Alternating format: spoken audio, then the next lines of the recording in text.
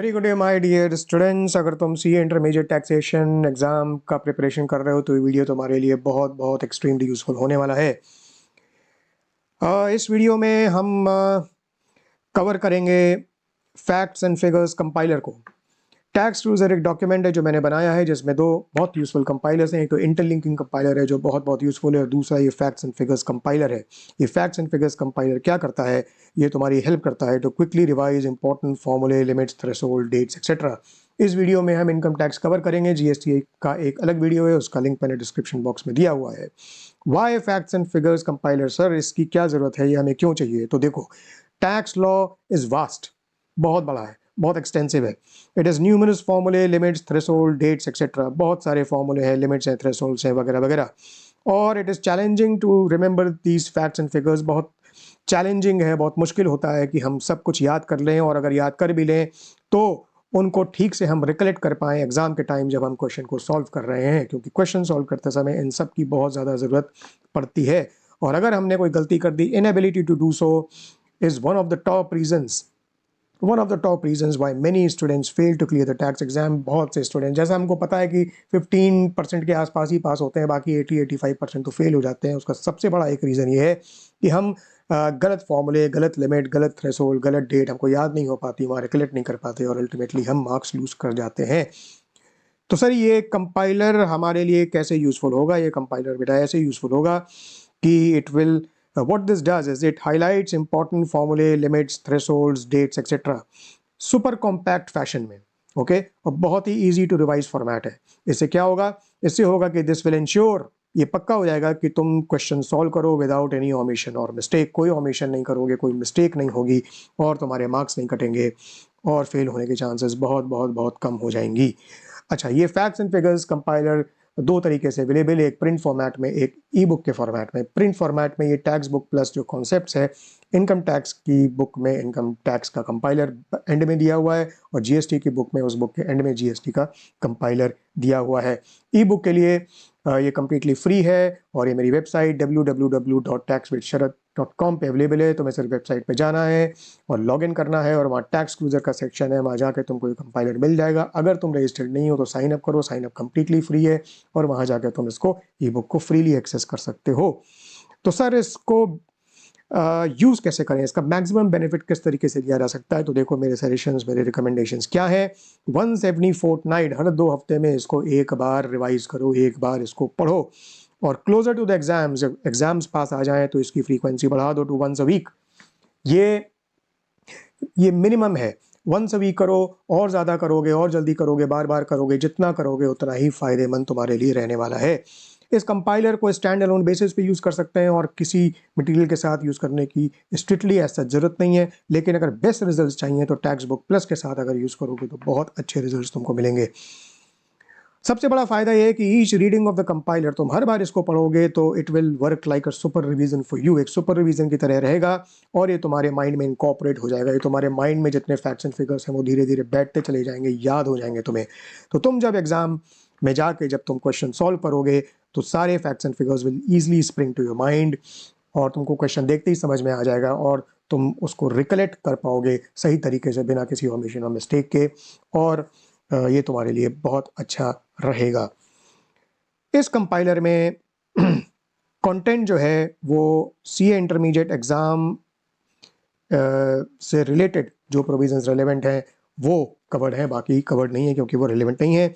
और इस कंपाइलर का ऑब्जेक्टिव क्या है? To briefly highlight the provisions, इसलिए डिटेल में प्रोविजन नहीं दिए गए हैं। उसके लिए तुमको अपना स्टडी मटेरियल या रेलेवेंट लीगल प्रोविजंस को रेफर कर लेना चाहिए अगर तुमको डिटेल्स में जाना है। तो चलो वीडियो को शुरू करते हैं।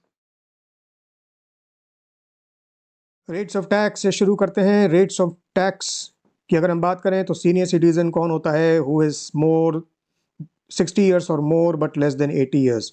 प्रीवियस ईयर 23-24 के लिए cut off date of birth जो है वो ऑन और बिफोर 1 अप्रैल 1964 है। सुपर सीनियर सिटीजन की एज होगी 80 ईयर्स और मोर, और प्रीवियस ईयर 23-24 के लिए डेट ऑफ बर्थ की कट ऑफ है on or before 1 April 1944। Basic exemption limit, default tax regime में it is 3 lakh for all. Optional tax regime, normal case के लिए 2,50,000, सीनियर सिटीजन के लिए 3 लाख, सुपर सीनियर सिटीजन के लिए 5 lakh. HEC, health and education cess will be 4% in all the cases. अब rates of tax की बात करते हैं, for individual HUF, AOP, BOI और AJP डिफॉल्ट टैक्स रिजीम में total income up to 3 lakh no tax, more than 3 lakh up to 6 lakh formula क्या है 5% into with in bracket total income minus 3 lakh, more than 6 lakh and up to 9 lakh formula क्या है 15,000 plus 10% into with in bracket total income minus 6 lakh, more then 9 lakh and up to 12 lakh formula क्या है 45,000 plus 15% into within bracket total income minus 9 lakh, more than 12 lakh and up to 15 lakh formula क्या है 90,000 plus 20% into within bracket total income minus 12 lakh, more than 15 lakh formula क्या है 1,50,000 plus 30% into within bracket total income minus 15 lakh। Optional tax regime में अगर हम normal case की बात करें अप टू 2.5 लाख कोई टैक्स नहीं है, more than 2.5 lakh and up to 5 lakh 5% into with in bracket total income minus 2.5 lakh, more than 5 lakh and up to 10 lakh formula क्या है 12,500 plus 20% into with in bracket total income minus 5 lakh, और more than 10 lakh में formula क्या है 1,12,500 plus 30% into with in bracket total income minus 10 lakh. Senior citizen की अगर हम बात करें तो अप टू 3 लाख कोई टैक्स नहीं है, more than 3 lakh and up to 5 lakh formula क्या है 5% into total income with in bracket total income minus 3 lakh, more than 5 lakh and up to 10 lakh formula क्या है 10,000 plus 20% into with in bracket total income minus 5 lakh, more than 10 lakh में formula क्या है 1,10,000 plus 30% into with in bracket total income minus 10 lakh. Super senior citizen की बात करें तो up to 5 lakh में कोई टैक्स नहीं है, more than 5 lakh and up to 10 lakh में फॉर्मूला क्या है 20% into with in bracket total income minus 5 lakh, more than 10 lakh में फॉर्मूला क्या है 1 lakh plus 30% into with in bracket total income minus 10 lakh. Surcharge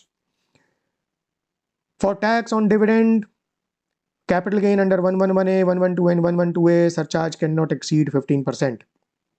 ये सरचार्ज की टेबल है जहां पर स्पेशल इनकम मतलब डिविडेंड 111A, 112 और 112A वाली इनकम स्पेशल इनकम, OI मतलब other income, special income plus other income will be TI मतलब टोटल इनकम, और यहाँ surcharge rate on tax on special income and surcharge rate on tax on other income, और MR मतलब marginal relief का formula दिया हुआ है। तो if total income is up to 50 lakh no surcharge, if total income is more than 50 lakh and up to 1 crore 10% surcharge, और margin relief का formula होगा tax on 50 lakh plus with in bracket total income minus 50 lakh. If total income is more than 1 crore and up to 2 crore, then surcharge rate will be 15%. Marginal rate का formula होगा tax plus surcharge on 1 crore plus with in bracket total income minus 1 crore. अगर total income more than 2 crore है और other income up to 2 crore है तो surcharge का rate वही 15% बना रहेगा, और इसलिए मार्जिनल रेट का भी फॉर्मूला पिछला वाला ही बना रहेगा। अगर total income more than 2 crore है and the other income is more than 2 crore and up to 5 crore तो जो स्पेशल इनकम है उस पर सरचार्ज का रेट 50% बना रहेगा, बट जो अदर इनकम है उस पर सरचार्ज रेट बढ़ जाएगा 25%, और मार्जिनल रिलीफ का फॉर्मूला बन जाएगा tax plus surcharge on 2 crore plus with in bracket total income minus 2 crore. अगर total income more than 5 crore है और अदर इनकम भी मोर देन 5 करोड़ है तो surcharge on tax on special income 15% ही बना रहेगा, but surcharge on tax on other income ये 37% बन जाएगा ऑप्शनल टैक्स रिजीम में, लेकिन डिफ़ॉल्ट टैक्स रिजीम में ये 25% जो कि पिछला रेट है वही बना रहेगा। तो ऑप्शनल टैक्स रिजीम में क्योंकि रेट 25% से बढ़कर 37% आ जाएगा, इसलिए मार्जिनल रिलीफ का फॉर्मूला बन जाएगा tax plus surcharge on 5 crore plus with in bracket total income minus 5 crore. क्योंकि डिफ़ॉल्ट टैक्स रिजीम में 25% से बढ़कर रेट नहीं रहेगा, 25% का 25% ही रहेगा, तो इस केस में मार्जिनल रिलीफ का फॉर्मूला रेलेवेंट नहीं होगा। रिबेट अंडर सेक्शन 87A ये किसको मिलता है? इंडिविजुअल को मिलेगा and who should be resident in India. Default tax regime, optional tax regime, eligibility क्या होगी डिफॉल्ट टैक्स रिजीम में? Where total income is not more than ₹7 lakh, rebate will be lower of tax on total income और ₹25,000. But where total income is more than 7 lakh, the rebate will be tax on इसका formula रहेगा tax on total income minus with in bracket total income minus 7 lakh. इसको बोलते हैं marginal rebate, और ये marginal rebate तभी तक मिलेगा जब तक ये फिगर इस फॉर्मूला के हिसाब से पॉजिटिव रहेगी। अगर पॉजिटिव नहीं है तो रिबेट नहीं मिलेगा। ऑप्शनल टैक्स रिजीम में if the total income is not more than 5 lakh, then the rebate will be lower of tax on total income or rupees 12,500. Where the total income is more than rupees 5 lakh, rebate nahi milega, it will not be available. Rates for other persons. Cooperative society के case में total income is up to 10,000, 10%. Total income is more than 10,000 and up to 20,000, 20%, and where total income is more than 20,000, 30% rate रहेगा। Firm और local authority के case में flat 30% tax रहेगा। Company में अगर domestic company है तो हमें देखना पड़ेगा, अगर टर्नओवर और gross receipt in previous year 21-22 is not more then 400 crore तो रेट रहेगा 25%, वरना रेट रहेगा 30%। जो अदर्स हैं मतलब non domestic company, for example foreign company, उस केस में रॉयल्टी और एफटीएस के केस में 50% रेट रहेगा और बैलेंस टोटल इनकम पे 40% रेट ऑफ टैक्स रहेगा। Special rates of tax, short term capital gain under section 111A पे 15% रहेगा। Long term capital gain under section 112A पे 10% रहेगा। Long term capital gain under section 112 पे 20% रहेगा। विनिंग्स जैसे lottery, crossword puzzles etcetera, इस पे 30% रहेगा, और विनिंग्स फ्रॉम ऑनलाइन गेम्स के केस में भी 30% रहेगा। इन सभी केसेस में सरचार्ज का रेट वही रहेगा जो अभी हम कुछ समय पहले डिस्कस कर चुके हैं। अनडिस्क्लोज इनकम जैसे 69A, 69B, 69C, 69D वगैरह जो सेक्शंस हैं उसमें रेट ऑफ टैक्स 60% रहेगा और सरचार्ज 25% रहेगा। बाय बैड टैक्स की अगर हम बात करें तो रेट ऑफ टैक्स 20% रहेगा और सरचार्ज 12% रहेगा। इन सारे ही केसेस में सेस 4% के हिसाब से लगेगा। नेक्स्ट चैप्टर है residential status and scope of total income. Residential status of individual की अगर हम बात करें तो स्पेशल रूल्स होते हैं और जनरल रूल्स होते हैं। स्पेशल रूल्स की अगर हम बात करें तो ship crew rule, employment rule और विजिट रूल की अगर बात करें तो रेसिडेंट माना जाएगा when the person is 182 days or more in India. अगर रेसिडेंट है तो फिर RNOR या ROR का कैटेगराइजेशन करना पड़ेगा। RNOR तब माना जाएगा when the person is non resident in 9 out of 10 preceding previous years और is in India for 729 days or less in the preceding 7 previous year। अगर इन दोनों ही कंडीशंस में कोई भी none of the conditions is satisfied तो वो ROR resident and ordinarily resident बन जाएगा।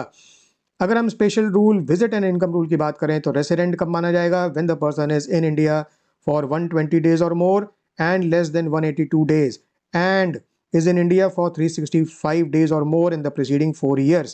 ऐसे केस में रेसिडेंट मान लिया जाएगा and the person will be treated as RNOR resident but not ordinarily resident। General rules की बात करें तो दो रूल्स होते हैं, 182 डे रूल और 60 डे रूल। 182 डे रूल में रेसिडेंट माना जाएगा when the person is 182 days or more in India।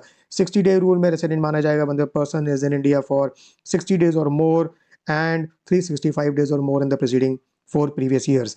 अगर रेसिडेंट है तो फिर RNOR बनेगा कि ROR बनेगा।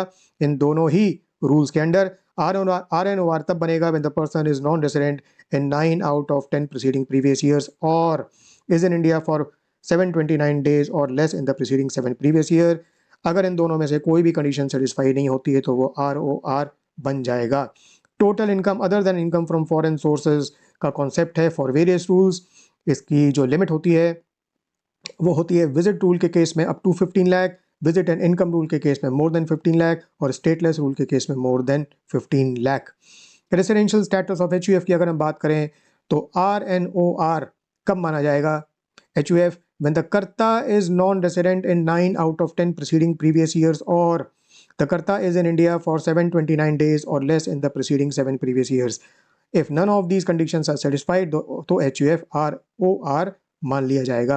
Residential status of a company की बात करें, a foreign company is a resident when it's POEM place of effective management is in India and total and the turnover और gross receipts is more than 50 crore.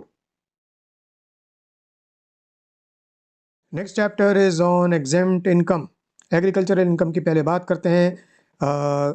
जहाँ तक composite income की बात है, there is a component of agricultural income which is exempt and business income which is taxable, और इस apportionment के लिए जनरल रूल होता है और स्पेशल रूल्स भी होते हैं।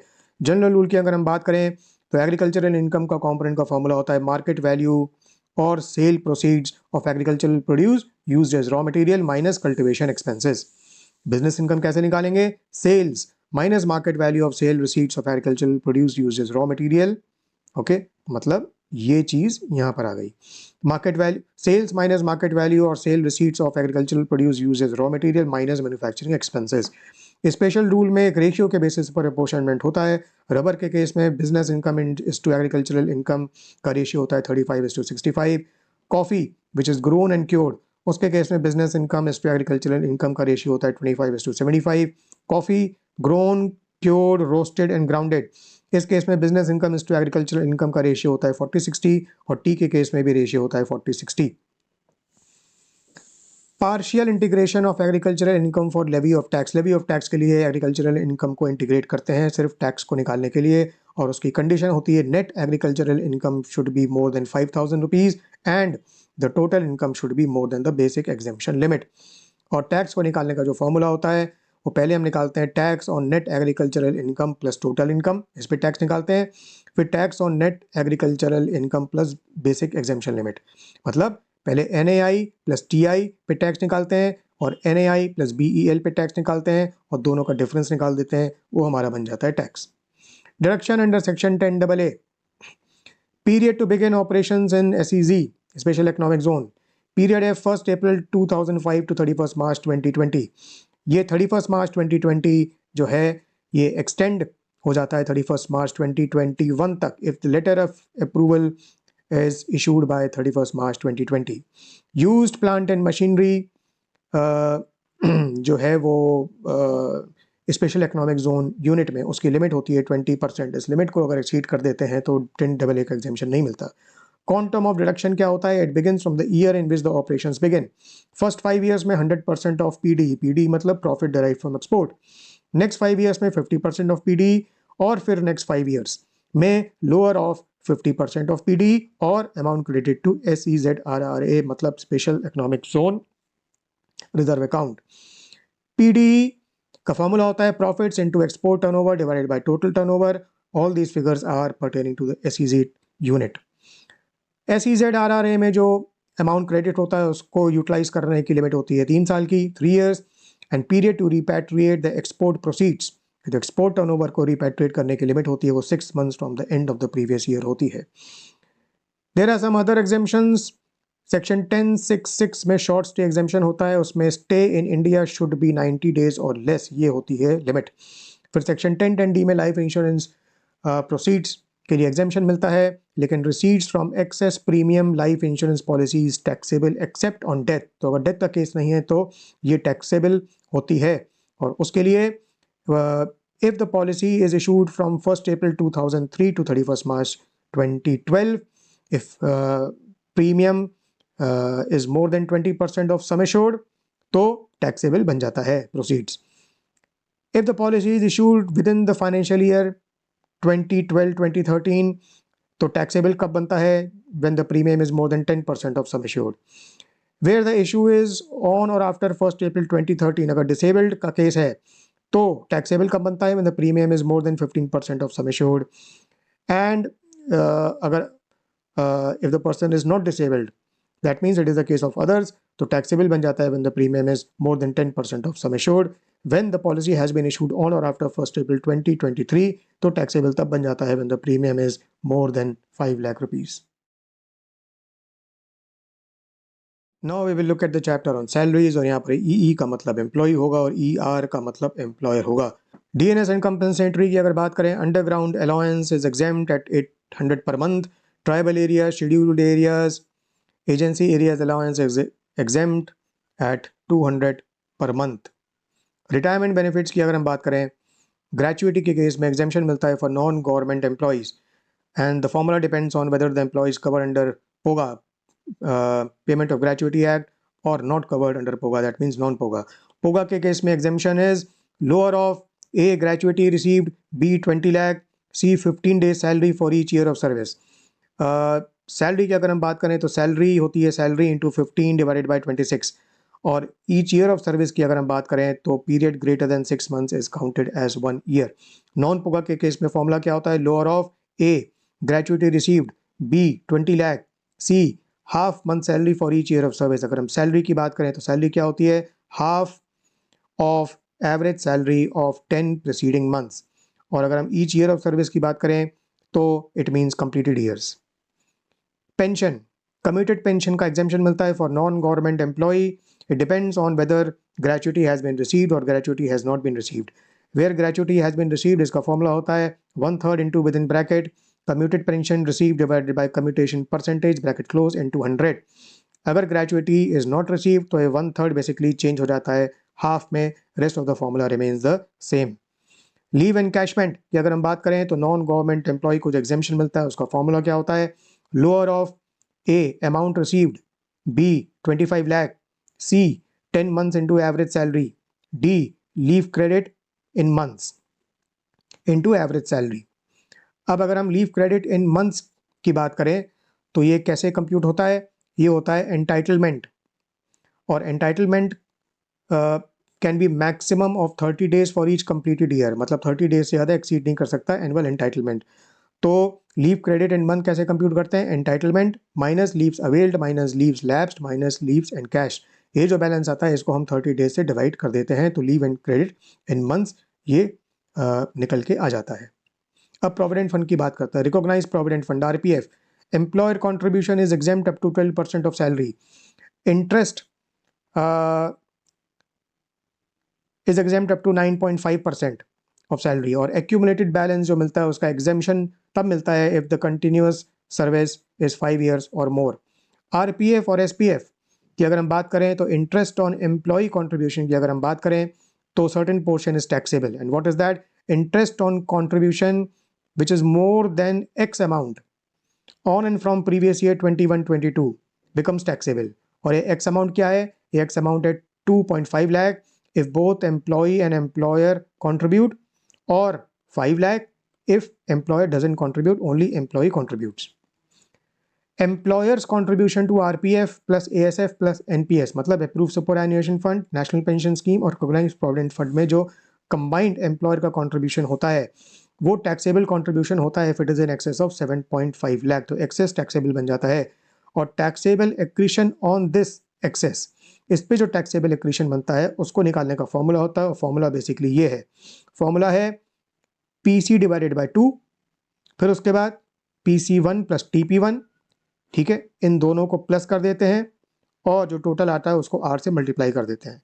तो PC divided by 2 plus with in bracket PC1 plus TP1 bracket close into R। अब ये जो चीज़ें निकाली जाती हैं ये दो टाइम पीरियड्स के रिलेशन में निकाली जाती हैं। पहला from previous year 2021 to previous year preceding the current previous year, और दूसरा for the current previous year. तो अगर हम पहला देखें from previous year 2021 to previous year preceding the current previous year, तो PC1 plus TP1 is relevant इस फॉर्मूले में।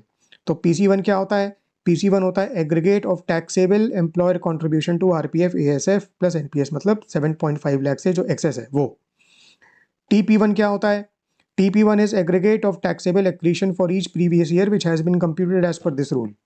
अब दूसरे टाइम पीरियड पे आते हैं फॉर करंट प्रीवियस ईयर, इसमें ये कंपोनेंट रेलिवेंट होता है। तो PC क्या होता है, PC is taxable employer contribution to RPF plus ASF plus NPS, मतलब इन एक्सेस ऑफ 7.5 लाख। और ये जो R है यहाँ पर, इस R का मतलब क्या होता है, this is basically the rate. ये कैसे निकालते हैं, income accrued in the fund और scheme divided by average balance. Average balance कैसे निकालते हैं, balance on 1 April plus balance on 31 March, इसको डिवाइडेड बाय 2 कर देते हैं। ओके, VRS एग्जेम्पशन का फॉर्मूला क्या होता है, lower of A amount received, B 5 lakh, C 3 months salary into completed years, और D salary on retirement into months left. Retrenchment compensation का जो एग्जेम्पशन होता है उसका फॉर्मूला क्या होता है, lower of A amount received, B 5 lakh, C 15/26 into last 3 month average पे इंटू कंप्लीटेड ईयर्स, मतलब 15/26 निकालो, फिर लास्ट 3 month एवरेज पे निकालो और फिर कंप्लीटेड ईयर्स निकालो और इन सबको मल्टीप्लाई कर दो। कंप्लीटेड ईयर्स क्या होते हैं, period greater than 6 months is constituted as 1 year। अब हेल्थ एंड लाइफ पे चलते हैं। Travel for medical treatment abroad, this is exempt if the gross total income is up to ₹2 lakh, not more than 2 lakh. और ये gross total income मतलब it is computed as computed before including such travel expenditure. COVID related expenditure exempt हो जाता है, perquisite नहीं माना जाता when the illness is with in 6 months of diagnosis. अब हाउसिंग पे चलते हैं। HRA एग्जेम्पशन का फॉर्मूला क्या होता है? Lower of A HRA received, B rent paid minus 10% of salary, C 40% of salary. This 40% becomes 50% in case of Mumbai, Kolkata, Delhi and Chennai. Residential accommodation की valuation की बात करें, अगर एम्प्लॉयर गवर्नमेंट है तो perquisite value is licence fee. If the employer is other than the government, then it depends whether the employer owns the accommodation or has leased or hired. If the employer owns the accommodation, then perquisite value is percentage of salary. और ये percentage of salary क्या होती है? Till 31st August 2023, it depends on the population. Where the population is up to 10 lakh, it is 7.5%. Where it is more than 10 lakh and up to 25 lakh, it is 10%. Where it is more than 25 lakh, it is 15%. ये बदल गया है 1 सितंबर 2023 से। Where the population is up to 15 lakh it is 5%, where it is more than 15 lakh and up to 40 lakh it is 7.5%, and where it is more than 40 lakh it is 10%। Where the employer has leased और hired the accommodation, then the perquisite value is 15% of salary, but 1 September 2023 से this has been reduced to 10%.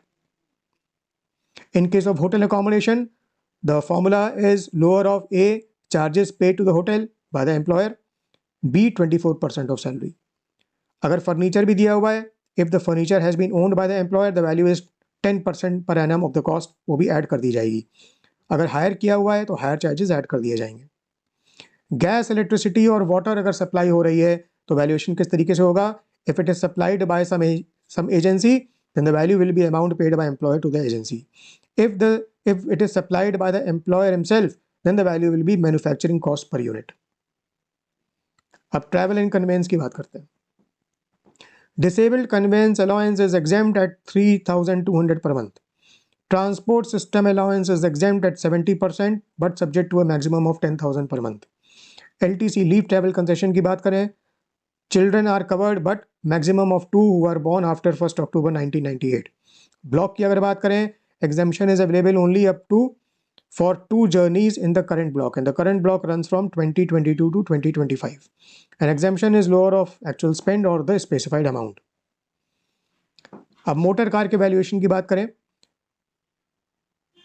if the use is wholly official, then the perquisite is exempt if documentation conditions are fulfilled. If the use is wholly personal, then the value is 10% per annum of the cost of the car plus expenses by the employer, मतलब hire charges, repair and maintenance etc. अगर mixed use है मतलब both official as well as personal, and if the employer owns and bears the RNM मतलब repair and maintenance. If it is mixed use and employer owns and bears if the employer owns the car and bears the RNM expenses, तो the value is 1,800 or 2,400 depending on the CC, whether it is up to or more than 1.6 liter. उस पे 900 per month add कर देंगे for chauffeur.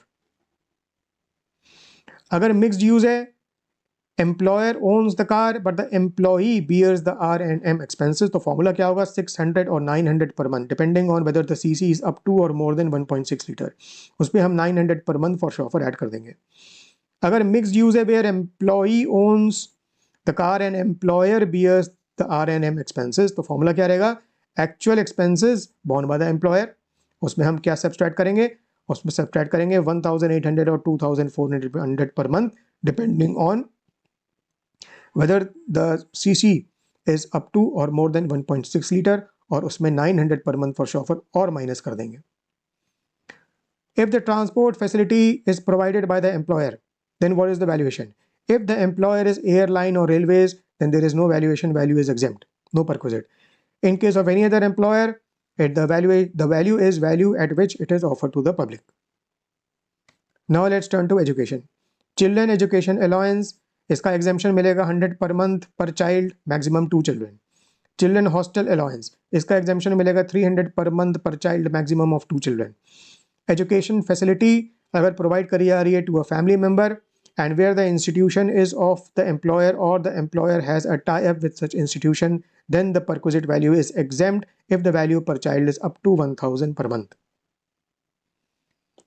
अब assets की बात करते हैं, यूज ऑफ मूवेबल एसेट या ट्रांसफर ऑफ मूवेबल एसेट।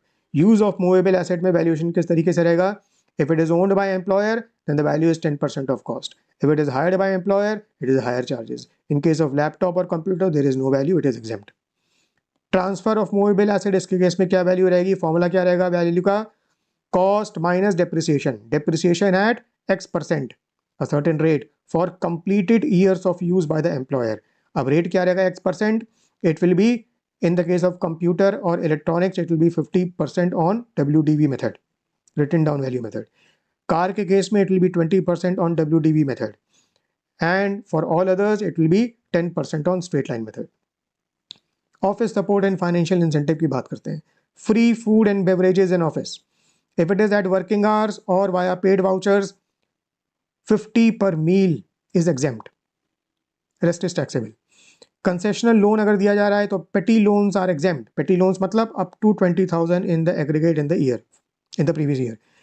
और concession in terms of rate जो है वो कैसे हम डिटरमाइन करते हैं, उसके लिए bench mark rate is the SBI rate for the loan as on 1 April.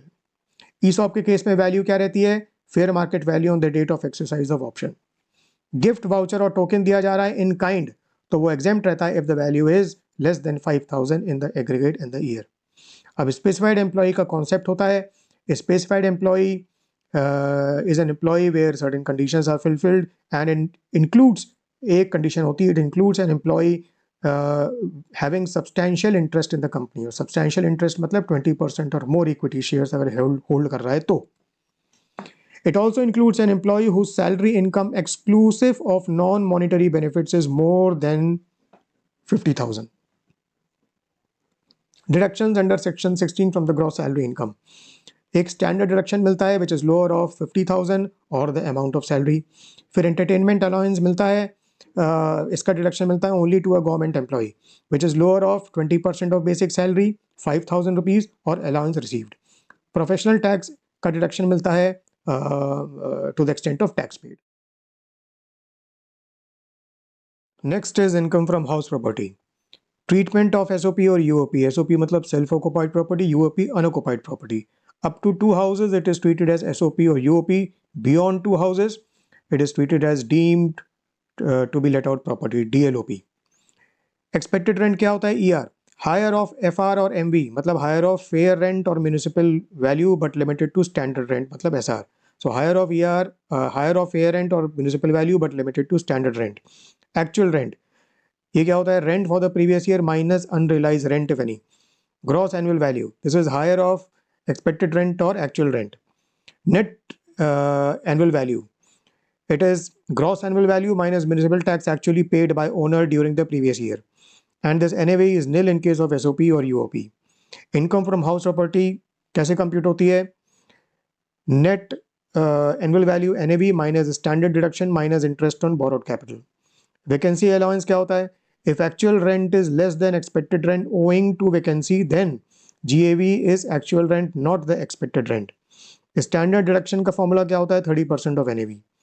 Interest का deduction on borrowed capital, current years interest as well as prior period interest. इसमें क्या होता है? नंबर 1, अगर LOP और DLOP का केस है तो फुल डिडक्शन मिलेगा।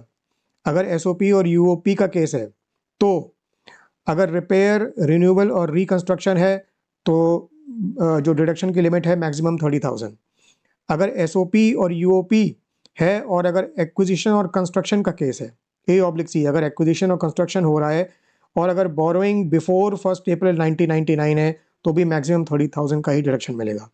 SOP और UOP के केस में अगर एक्विजिशन और कंस्ट्रक्शन हो रहा है, बोरोइंग लोन लिया गया है ऑन और आफ्टर 1 अप्रैल 1999 और एक्विजिशन और construction is completed with in 5 years from the end of financial year of borrowing, तो लिमिट है मैक्सिमम ऑफ 2 लाख।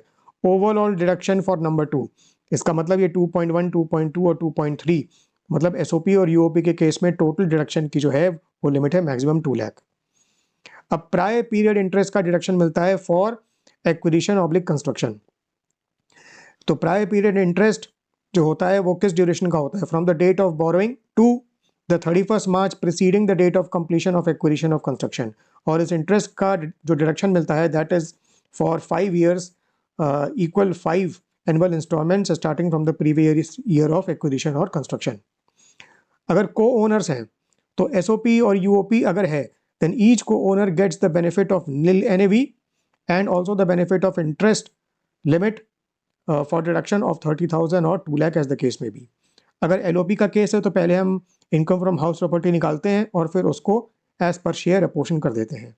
अगर एरियर्स ऑफ रेंट और अनरियलाइज रेंट मिल रहा है तो वो टैक्सेबल होता है after giving a flat deduction of 30%।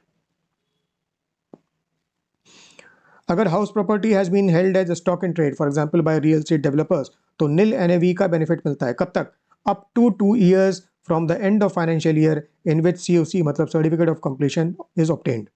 Deemed owner, कुछ केसेस में डीम्ड ओनर माना जाता है एसएससी को, उसमें एक केस है लीज का। इन case of lease if the lease is for 12 years और मोर तो जो लेसी है उसको डीम्ड ओनर माना जाता है। Income from house property is taxable in the hands of such deemed owner. Next chapter है पीजीबीपी का, deductions for assets, depreciation. Building में अगर रेसिडेंशियल है तो 5% रेट होगा, नॉन रेसिडेंशियल में 10% होगा, टेम्परेरी इरेक्शंस में 40% होगा। फर्नीचर एंड फिक्चर, इसमें इलेक्ट्रिकल फिटिंग्स भी इंक्लूडेड होती हैं और रेट होगा 10%। प्लांट एंड मशीनरी के केस में कंप्यूटर, सॉफ्टवेयर और बुक्स का 40% और मोटर कार का 15% और ये 15% जनरल रेट भी है। इंटैंजिबल एसेट्स के केस में 25% रहेगा। डेप्रिसिएशन का फॉर्मूला क्या होता है, ओपनिंग WDV हम निकालते हैं, फिर actual cost of assets acquired during the previous year वो ऐड करते हैं, minus money is payable on disposal sales etcetera वो माइनस करते हैं और जो बैलेंस आता है उस पर हम डेप्रिसिएशन का रेट लगा के डेप्रिसिएशन को निकालते हैं।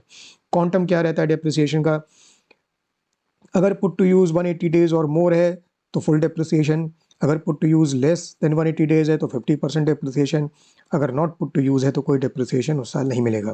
प्रीवियस ईयर 22-23 में 180 डेज या उससे ज़्यादा के यूज़ के लिए it is important that put to use latest by 3 October होना चाहिए।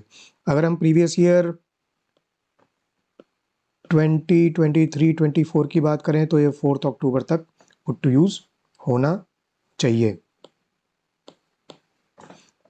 ओके, एक्चुअल कॉस्ट कंप्यूट करते समय payment to a person in a day by a non specified mode for example cash, ये एक्सक्लूड हो जाएगा, actual cost में count नहीं किया जाएगा अगर पेमेंट 10,000 से ज़्यादा हो रहा है। एडिशनल डेप्रिसिएशन की बात करें तो rate is 20% of actual cost of new plant and machinery. अगर put to use previous year में लेस देन 180 डेज है तो इसका आधा मतलब 10% उस साल मिलेगा और बैलेंस 10% नेक्स्ट ईयर दिया जाएगा। Actual cost in certain cases को कंप्यूट करते हैं कि जो है स्पेशल केसेस में, गिफ्ट और इनहेरिटेंस के केस में एक्चुअल कॉस्ट कैसे कंप्यूट करते हैं, actual cost to previous owner हम लेते हैं और उससे notional depreciation so far minus कर देते हैं if the asset was the only asset in the block. अगर प्राइवेट बिल्डिंग है जो कि बिजनेस में ब्रॉट इन करी गई है तो एक्चुअल कॉस्ट ऑफ बिल्डिंग निकालते हैं, फिर notional depreciation so far minus कर देते हैं तो उससे हमारी एक्चुअल कॉस्ट निकल आती है। डिडक्शन अंडर सेक्शन 35AD, इसका क्वांटम रहता है 100% of capital expenditure incurred for specified business. अब स्पेसिफाइड बिजनेस में कई सारी स्पेसिफाइड बिजनेस हैं, अगर होटल की बात है तो वो 2 स्टार या उससे अबव होना चाहिए, अगर हॉस्पिटल की बात कर रहे हैं तो 100 बेड्स या उससे ज़्यादा होने चाहिए। जो डेट ऑफ कमेंसमेंट है स्पेसिफाइड बिजनेस की उसकी एक रेंज है और ये रेंज 1 अप्रैल 2007 से लेकर 1 अप्रैल 2017 तक की अलग अलग स्पेसिफाइड बिजनेसेस के केस में अलग अलग डेट स्पेसिफाइड है। प्लांट एंड मशीनरी की यूसेज की limit, use plant and machinery की लिमिट जो है वो 20% है, उससे ज़्यादा अगर ये यूज प्लांट एंड मशीनरी को डिप्लॉय किया गया है तो 35AD नहीं मिलेगा। 35AD का डिसअलाउंस कब होता है, when the payment is to a person in a day by a non specified mode for example cash, अगर ये 10,000 से ज़्यादा है तो ये डिसअलाउ हो जाएगा, उस पर 35AD नहीं मिलेगा। लॉक इन होता है for use of asset in specified business और ये 8 years का पीरियड होता है। इसमें अगर डिफ़ॉल्ट होती है लॉक इन पीरियड में तो income in the previous year of default income arises, और इसका जो फॉर्मूला होता है वो होता है डिडक्शन अंडर सेक्शन 35AD तो इसको हम ऐड करते हैं, मतलब 35AD का जो डिडक्शन मिल गया उसको हम रोल बैक कर रहे हैं इफेक्टिवली। अब क्योंकि 35AD हम रोल बैक कर रहे हैं तो इसके ल्यू में डिप्रिसिएशन हमको प्रोवाइड करना होगा, तो हम माइनस करते हैं, minus depreciation allowable in lieu there of.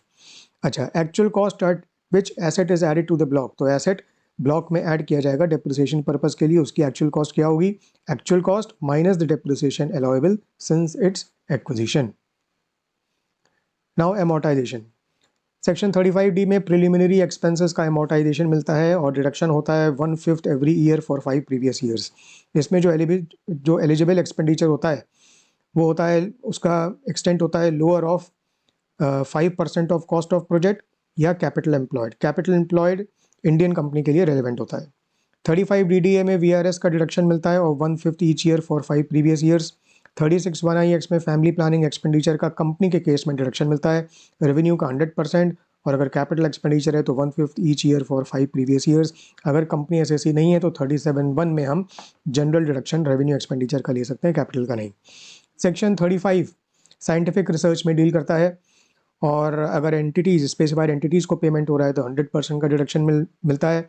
अगर इन हाउस एक्सपेंडिचर है, तो अगर पोस्ट कमेंसमेंट एक्सपेंडिचर है तो 100% का कैपिटल और रेवेन्यू दोनों पे, लेकिन लैंड पे जो है डिडक्शन नहीं मिलता। अगर प्री कमेंसमेंट एक्सपेंडिचर है तो 100% का मिलता है कैपिटल पे, लैंड पे नहीं मिलता। और अगर हम रेवेन्यू की बात करें तो certified expenses on salary and material, इसका डिडक्शन मिलता है। अच्छा, प्री कमेंसमेंट का मतलब होता है 3 ईयर्स प्रीसीडिंग कमेंसमेंट। अगर एसेट सेल किया गया है आफ्टर साइंटिफिक रिसर्च तो डीम प्रॉफिट्स अराइज होते हैं, जिसका फॉर्मूला होता है लोअर ऑफ सेल प्रोसीड्स और डिडक्शन अंडर सेक्शन 35 जो दिया गया था पहले। अगर एसेट बिजनेस में यूज़ होता है आफ्टर साइंटिफिक रिसर्च तो वो एक्चुअल कॉस्ट उसकी, तो वो ब्लॉक पे ऐड होता है डिप्रिसिएशन के लिए और उसकी एक्चुअल कॉस्ट मानी जाती है निल। कैपिटल गेन अराइज होता है सेल पे। अच्छा, ये इस केस में भी, पीछे वाले केस में भी कैपिटल गेन अराइज होता है सेल पे। स्पेशल डिडक्शंस, अगर एम्प्लॉयर का कंट्रीब्यूशन है एनपीएस में, एम्प्लॉय के अकाउंट में, तो उसका डिडक्शन मिलता है and the limit is up to 10% of salary. यहाँ पर सैलरी का मतलब होता है बेसिक प्लस डीएनएस अलाउंस अगर टर्म्स ऑफ एम्प्लॉयमेंट प्रोवाइड कर रहे हैं, और कमीशन अगर फिक्स परसेंटेज ऑफ टर्नओवर पे बेस्ड है।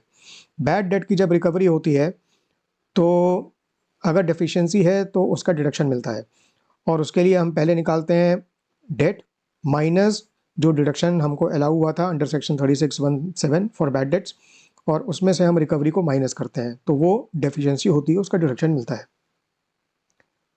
अब अगर ये एक्सेस है तो ये डीम्ड इनकम मानी जाती है, तो हम वैसे ही निकालते हैं debt minus deduction under section 36(1)(7) और रिकवरी को उससे माइनस करते हैं, तो एक्सेस आता है तो उसको डीम्ड इनकम माना जाता है, वो टैक्सेबल हो जाती है। पार्टनरशिप के केस में remuneration to working partner is allowable as deduction, और उसका फॉर्मूला होता है बुक प्रॉफिट का जो फर्स्ट 3 लाख है उस पे हायर ऑफ 1.5 लाख और 90% ऑफ बुक प्रॉफिट, और जो बैलेंस बुक प्रॉफिट है उस पर 60% ऑफ दैट बैलेंस, तो ये टोटल डिडक्शन अलाउ हो जाता है। इंटरेस्ट टू पार्टनर का डिडक्शन होता है up to 12% simple interest per annum. अच्छा, बुक प्रॉफिट क्या होता है, it is PGBP income before deducting remuneration to partners. Stock in trade अगर कन्वर्ट हो रहा है कैपिटल एसेट में तो बिजनेस इनकम अराइज होती है और इनकम मानी जाती है fair market value of stock in trade जो कैपिटल एसेट में कन्वर्ट हो रहा है। अब डेप्रिसिएशन के पर्पस के लिए हम जब एक्चुअल कॉस्ट निकालते हैं तो एक्चुअल कॉस्ट क्या मानी जाती है, fair market value as above.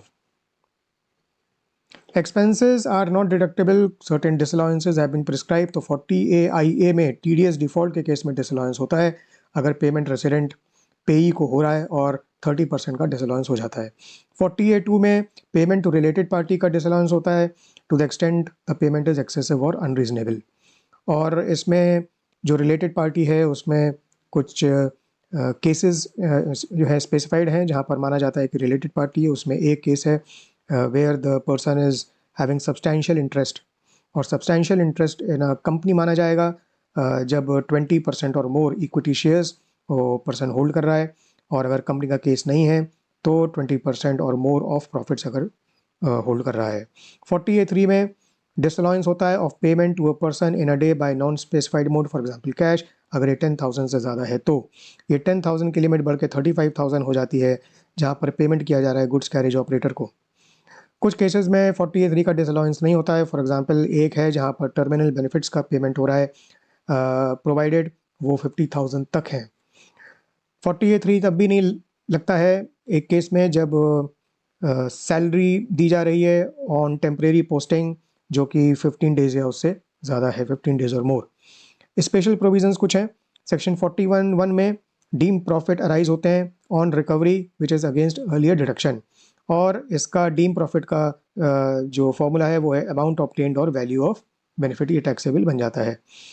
43(CA) land और बिल्डिंग के केस में अप्लाई होता है और इसमें फुल वैल्यू ऑफ कंसिडरेशन के लिए स्पेशल प्रोविज़न है। तो stamp duty value is taken as full value of consideration कब? जब stamp duty value is more than 110% of actual consideration.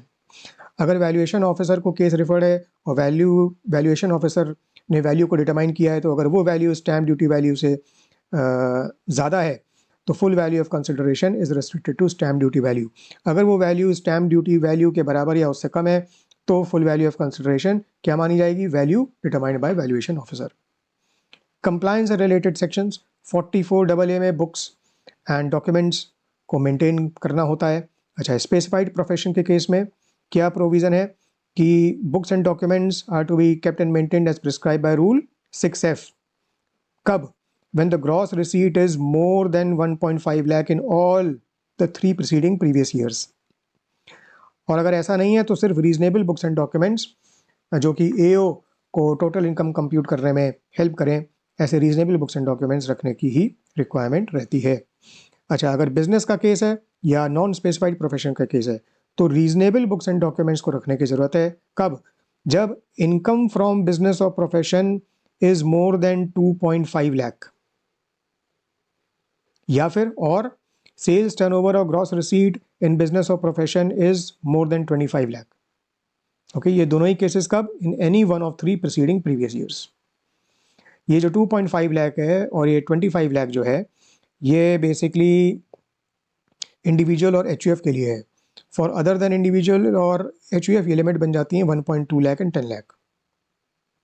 Okay, अगर 44AA के प्रोविजंस का कंप्लायंस नहीं हो रहा है, डिफॉल्ट है, तो पेनल्टी लगती है 25,000 की। अच्छा, 44A भी डील करता है टैक्स ऑडिट को। प्रोफेशन के केस में टैक्स ऑडिट इज रिक्वायर्ड जब gross receipt is more than 50 lakh. और बिजनेस के केस में क्या होता है? अगर receipts in cash mode is not more than 5% of all receipts, okay, or and payments in cash mode is not more than 5% of all the payments। तो अगर ये भी और ये भी अगर ये सेटिस्फाई हो जाते हैं तो टैक्स ऑडिट की लिमिट होती है 10 करोड़। तो टैक्स ऑडिट हमको कराना पड़ता है इफ द सेल्स टर्नओवर और gross receipt is more than 10 crore. और अगर ये कंडीशन सेटिस्फाई नहीं होती है तो ये 10 करोड़ घट जाता है और बन जाता है 1 करोड़। तो टैक्स ऑडिट कराना पड़ेगा if the sales turnover or gross receipt is greater than 1 crore। अच्छा, specified date tax audit report को फर्निश करने की, it is by 1 month prior to the return of income due date. और tax audit के provisions का अगर non compliance है, default है, तो उसकी पेनल्टी क्या है? Lower of 0.5% of sales turnover और ग्रॉस रिसीट्स और 1.5 लाख। प्रिजम्पटिव इनकम प्रोविजंस हैं 44AD, 44ADA और 44E के केस में। 44AD की हम बात अगर करें तो 44AD कब अप्लाई किया जा सकता है? अगर टर्नओवर और gross receipts in business 2 crore से ज़्यादा नहीं है, 2 करोड़ की लिमिट। और ये 2 करोड़ कब अप्लाई होता है? When cash mode receipts is more than 5% of turnover और ग्रॉस रिसीट्स। अगर ये cash mode receipts up to 5% of turnover और ग्रॉस रिसीट्स ही हैं तो ये लिमिट 2 करोड़ से बढ़कर हो जाती है 3 करोड़। 44AD में डीम प्रॉफिट्स एंड गेन्स निकालने का फॉर्मूला क्या होता है? 6% of turnover or gross receipts in the previous year received by specified modes up to the return of income due date plus 8% of the other turnover or gross receipts। Lock in period होता है जिसके दौरान 45AD में 1 needs to remain, और वो होता है 6 previous years. अगर इस लॉक इन का कंप्लायंस नहीं होता है, डिफॉल्ट होती है, then the assessee is out of 44AD और 44AD से बाहर कर दिया जाएगा for the previous year of opt out plus next 5 previous years. 44ADA 44AD के एप्लीकेशन की एक कंडीशन है कि gross receipt should not be more than 50 lakh.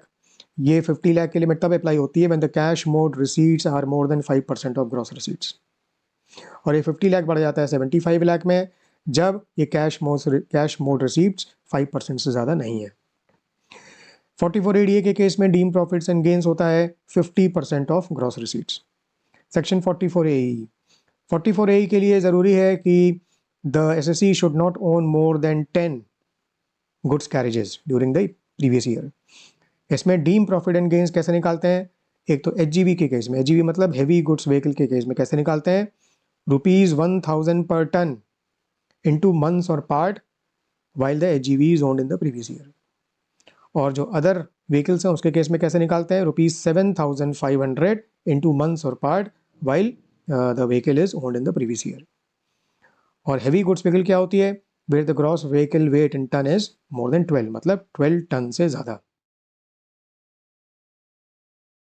Now we come to capital gain। Chargeability की पहले बात करते हैं। तो rural agricultural land in India capital asset नहीं है तो उस पर कैपिटल गेन नहीं लगता है। रूरल एरिया मतलब जो अर्बन एरिया नहीं है। अब अर्बन एरिया क्या होता है? अगर population is more than 10,000 and up to 1 lakh तो up to 2 kilometre urban area माना जाएगा। और ये स्टार का मतलब क्या है? स्टार का मतलब है aerial distance from the local limits of municipality और कैंटोनमेंट बोर्ड। ठीक है, अगर पॉपुलेशन 1 लाख से ज़्यादा है एंड अप टू 10 लाख है तो अप टू 6 किलोमीटर होगा, और where the population is more than 10 lakh तो अप टू 8 किलोमीटर्स हो जाएगा। पीरियड ऑफ होल्डिंग क्या होता है डिटरमाइन करने के लिए कि gain long term capital gain है? शेयर्स लिस्टेड इन इंडिया, इसके केस में 12 months. Shares not listed in India 24 months. Units of UTI और equity oriented fund 12 months. Units of debt oriented fund 36 months. Zero coupon bonds 12 months. और जो other securities हैं मतलब इनको छोड़कर अगर जो और सिक्योरिटीज़ हैं लिस्टेड इन इंडिया तो 12 months and not listed in India तो 36 मंथ्स। लैंड और बिल्डिंग के केस में 24 मंथ्स, और अगर कोई और कैपिटल एसेट है तो 36 मंथ्स। इक्विटी ओरिएंटेड फंड हम कब मानते हैं? उस सिचुएशन में जहाँ पर fund invests in another fund तो 90% और more is invested in units of the other fund which also invests 90% or more in equity shares of listed domestic company, तब इक्विटी ओरिएंटेड फंड माना जाएगा। और अगर ये सिचुएशन नहीं है तो 65% और more should be invested in equity shares of listed domestic company, तब इक्विटी ओरिएंटेड फंड माना जाएगा। शॉर्ट टर्म कैपिटल गेन का फॉर्मूला क्या होता है? Full value of consideration minus expenditure on transfer minus cost of acquisition and improvement minus exemption if any. Long term capital gain कैसे निकालते हैं?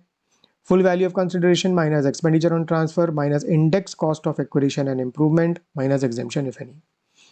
कॉस्ट ऑफ एक्विजिशन का स्पेशल प्रोविजन ये है कि अगर कैपिटल एसेट एक्वायर किया गया है बिफोर 1 अप्रैल 2001 तो cost of acquisition is higher of cost और fair market value on 1 April 2001। अब ये fair market value it can not exceed SDV on this date. ये किस केस में? ये लैंड और बिल्डिंग के केस में। कॉस्ट ऑफ इंप्रूवमेंट में एक्सपेंडिचर बिफोर 1 अप्रैल 2001 को एक्सक्लूड करते हैं। इंडेक्स कॉस्ट ऑफ एक्विजिशन निकालने का फॉर्मूला क्या होता है? कॉस्ट ऑफ एक्विजिशन हम लेते हैं उसके बाद हम रेशियो से मल्टीप्लाई करते हैं। वो क्या है? Cost inflation index CII of financial year of transfer divided by CII of what? Later of financial year when asset is first held और 2001-02, तो 2001-02 बेस ईयर है। ऐसे ही इंडेक्स कॉस्ट ऑफ इंप्रूवमेंट कैसे निकालते हैं? पहले कॉस्ट ऑफ इंप्रूवमेंट हम लेते हैं उसको मल्टीप्लाई करते हैं रेशियो से। वो रेशियो क्या है? CII of financial year of transfer divided by CII of financial year when improvement took place. अब CII हर साल का अलग अलग है, क्वेश्चन में दिया रहता है, लेकिन दो इंडेक्स नोट कर लेने चाहिए। एक तो बेस ईयर का 2001-02 है जो कि 100 हमेशा रहता है, और अभी जो करंट प्रीवियस ईयर चल रहा है हमारा एग्जाम के लिए 2023-24 का ये है 348। अगर एडवांस मनी लिया गया है विच इज़ फॉरफिटेड और अगर फॉरफीचर हो रहा है बिफोर 1 अप्रैल 2014 तो इसका डिडक्शन हो जाता है। It is deducted from the cost WDV और FMV एज द केस में भी in computing cost of acquisition. अगर फॉरफीचर ऑन और आफ्टर 1 अप्रैल 2014 होता है तो ये IFOS हेड में टैक्सेबल हो जाता है। प्रीवियस ओनर का कॉन्सेप्ट है, जब एसेट प्रीवियस ओनर से एक्वायर हो रहा है इन अ स्पेसिफाइड मोड, जैसे गिफ्ट, विल, ऐसे स्पेसिफाइड मोड्स हैं, तो प्रीवियस ओनर को कैपिटल गेन नहीं लगता है, पर जब सब्सिक्वेंट ट्रांसफर होता है तो उस ट्रांसफर पे कैपिटल गेन अराइज होता है। ऐसे केस में cost of acquisition previous owner की ली जाती है। Period of holding previous owner का इंक्लूड किया जाता है। इंडेक्सेशन किस साल से शुरू होता है? When the capital asset was acquired by the previous owner। FMV on 1st April 2001 का बेनिफिट मिलता है। Cost of improvement includes cost of improvement incurred by the previous owner. Cost of acquisition क्या होगा अगर previous owner, cost of acquisition of previous owner क्या माना जाएगा? If the cost is not ascertainable, तो फिर एफएमवी हम लेते हैं। Depreciable asset section 50 special provision है, ये कब लगेगा देखते हैं। When the block exists and WDV is not nil, मतलब WDV पॉजिटिव है और ब्लॉक भी है तो डेप्रिसिएशन मिलेगा, कैपिटल गेन अप्लाई नहीं होता, कैपिटल गेन नहीं लगेगा। लेकिन अगर ब्लॉक एग्जिस्ट नहीं करता या फिर WDV निल है, पॉजिटिव नहीं है, तो फिर डेप्रिसिएशन नहीं मिलेगा, short term capital gain arise होगा। और इसका फॉर्मूला क्या होगा? इसका फॉर्मूला होगा full value of consideration minus expenditure on transfer minus opening WDV of block as on 1st April minus actual cost of assets acquired in the block during the previous year। ये short term capital gain बन जाएगा। Benefit of fair market value on 1st April 2001 नहीं मिलेगा और indexation भी नहीं मिलेगा, क्योंकि शॉर्ट टर्म कैपिटल गेन हर केस में इसको माना जाएगा। Capital gain taxable other then in the previous year of transfer. Okay, तो एक तो इंश्योरेंस कंपनसेशन होता है। इस केस में जब कैपिटल गेन निकालते हैं तो जब हम फुल वैल्यू ऑफ कंसिडरेशन लेते हैं तो क्या होती है? वो होती है money plus fair market value of assets receive from the insurance company. अच्छा, कैपिटल एसेट अगर कन्वर्ट हो रहा है स्टॉक इन ट्रेड में, तो कन्वर्जन के टाइम पे कैपिटल गेन अराइज होता है, और जब कंप्यूट करते हैं तो एफवीसी क्या मानी जाएगी? एफवीसी मानी जाएगी FMV on the date of conversion. फिर जब स्टॉक इन ट्रेड की सेल होती है तो बिजनेस इनकम अराइज होती है। बिजनेस इनकम के लिए कॉस्ट किसको मानेंगे? ये जो एफएमवी ली हुई है इसको हम कॉस्ट मानेंगे। अब उल्टे केस में अगर स्टॉक इन ट्रेड कन्वर्ट हो रहा है कैपिटल एसेट में, तो कन्वर्जन के टाइम पे बिजनेस इनकम अराइज होगी, और बिजनेस इनकम मानी जाएगी FMV on the date of conversion. अब जब वो एसेट की सेल होगी तो कैपिटल गेन अराइज होगा, तो कंप्यूट करते समय कॉस्ट ऑफ एक्विजिशन ये एफएमवी मानी जाएगी। कंपलसरी एक्विजिशन के केस में अगर इनिशियल कॉम्पनसेशन मिल रहा है तो एफवीसी क्या लेंगे हम? एफवीसी मतलब फुल वैल्यू ऑफ कंसिडरेशन क्या लेंगे हम? Initial compensation will be the FVC. अगर एनहांस कॉम्पनसेशन मिल रहा है तो कॉस्ट ऑफ एक्विजिशन और इंप्रूवमेंट क्या मानी जाएगी? निल। अगर कंपलसरी एक्विजिशन के कॉन्टेक्स्ट में इंटरेस्ट दिया जा रहा है तो वो आईएफओएस हेड में टैक्सेबल होगा after a flat deduction of 50%। Special provisions हैं कुछ टू प्रिवेंट टैक्स अवॉइडेंस, उनको देखते हैं। सेक्शन 50C लैंड और बिल्डिंग के केस में अप्लाई होता है। उस केस में SDV is taken as full value of consideration if SDV is more than 110% of actual consideration। अगर वैल्यूएशन ऑफिसर को बोला गया वैल्यू करो और वैल्यूएशन ऑफिसर की value is more then SDV, तो फुल वैल्यू ऑफ कंसिडरेशन हम SDV को ले लेंगे। लेकिन अगर value of valuation officer SDV है, SDV से कम है, तो full value of consideration value of valuation officer को माना जाएगा। सेक्शन 50C अनकोटेड शेयर्स में अप्लाई होता है। अगर एक्चुअल कंसिडरेशन एफएमवी से कम है तो फुल वैल्यू ऑफ कंसिडरेशन हम किसको मानेंगे? एफएमवी को।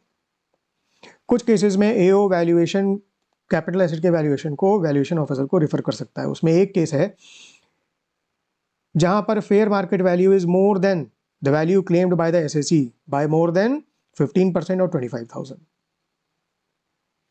फाइनेंशियल एसेट्स के केस में क्या होता है? बोनस शेयर्स के केस में कॉस्ट ऑफ एक्विजिशन निल मानी जाती है। राइट्स एंटाइटलमेंट रेनाउंस के केस में कॉस्ट ऑफ एक्विजिशन निल मानी जाती है। अगर राइट शेयर परचेज किए गए हैं बाय द रेनाउंसी तो कॉस्ट ऑफ एक्विजिशन क्या होगी? एक तो प्राइस जो पे किया हुआ है to the renouncer for entitlement, और इसमें प्लस क्या करेंगे? Amount pay to the company for shares. Domestic company अगर अपने शेयर्स का बाईबैक कर रही है तो बाईबैक टैक्स अप्लाई होता है, और इसका फॉर्मूला क्या होता है? 20% ऑफ डिस्ट्रीब्यूटेड इनकम। इस पर हम 12% सरचार्ज लगाते हैं और फिर सरचार्ज लगाने के बाद हम 4% HEC ऐड करते हैं। डिस्ट्रीब्यूटेड इनकम क्या होती है? Amount paid on buyback minus amount received on issue of shares. ESOP के केस में सैलरी के हेड में हमने देखा था कि ईसॉप के केस में पहले परक्विजिट माना जाता है अंडर द हेड सैलरी, ये अलॉटमेंट के टाइम पे, और परक्विजिट की वैल्यू क्या होती है? Fair market value on date of exercise of option. फिर जब उसका ट्रांसफर होता है सब्सिक्वेंटली तो कैपिटल गेन अराइज होता है, और कैपिटल गेन निकालते समय कॉस्ट ऑफ एक्विजिशन हम इस एफएमवी को ले लेते हैं। मार्केट लिंक डिबेंचर और unit of specified mutual fund, इनके ट्रांसफर, रिडेम्पशन और मैच्योरिटी के टाइम पे कैपिटल गेन लगता है, और नेचर ऑफ कैपिटल गेन हमेशा शॉर्ट टर्म कैपिटल गेन ही माना जाएगा। और शॉर्ट टर्म कैपिटल गेन निकालने का फॉर्मूला होता है full value of consideration minus expenditure minus cost of acquisition. इतना।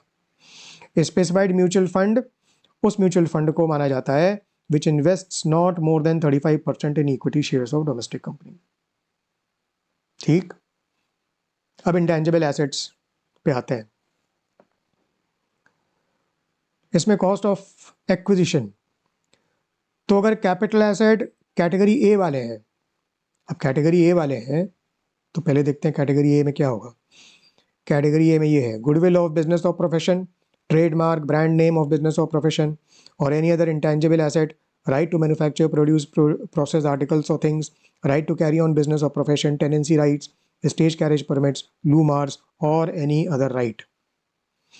इस केस में अगर परचेज किया गया है तो purchase price cost of acquisition होगा, अगर प्रीवियस ओनर से एक्वायर किया गया है तो purchase price of previous owner, और अगर सेल्फ जनरेटेड है तो कॉस्ट ऑफ एक्विजिशन निल होगी, जीरो। और इन तीनों ही केसेस में एफएमवी ऑन 1 अप्रैल 2001 का सब्स्टिट्यूशन अवेलेबल नहीं है। अब अगर हम कॉस्ट ऑफ इंप्रूवमेंट की बात करें तो दो कैटेगरीज के अंडर फॉल करता है। कैटेगरी B1, कैटेगरी B1 पहले देखते हैं। कैटेगरी B1 में क्या है? कैटेगरी B1 में ये है गुडविल और any other intangible asset of business, right to manufacture, produce, process article और thing, right to carry on business of profession और एनी अदर राइट।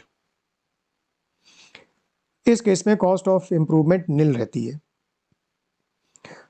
दूसरे केस में अगर capital asset under A category में है पर B1 में नहीं है, मतलब कैटेगरी ए में तो फॉल कर रहा है जो हमने पहले देखा था, और कैटेगरी B1 में नहीं है, तो कैटेगरी B1 को छोड़ के जो है जो कैटेगरी ए में फॉल कर रहे हैं, उस केस में जो एक्चुअल कॉस्ट ऑफ इंप्रूवमेंट होती है वो हम ले लेते हैं, उसको डिडक्ट कर देते हैं।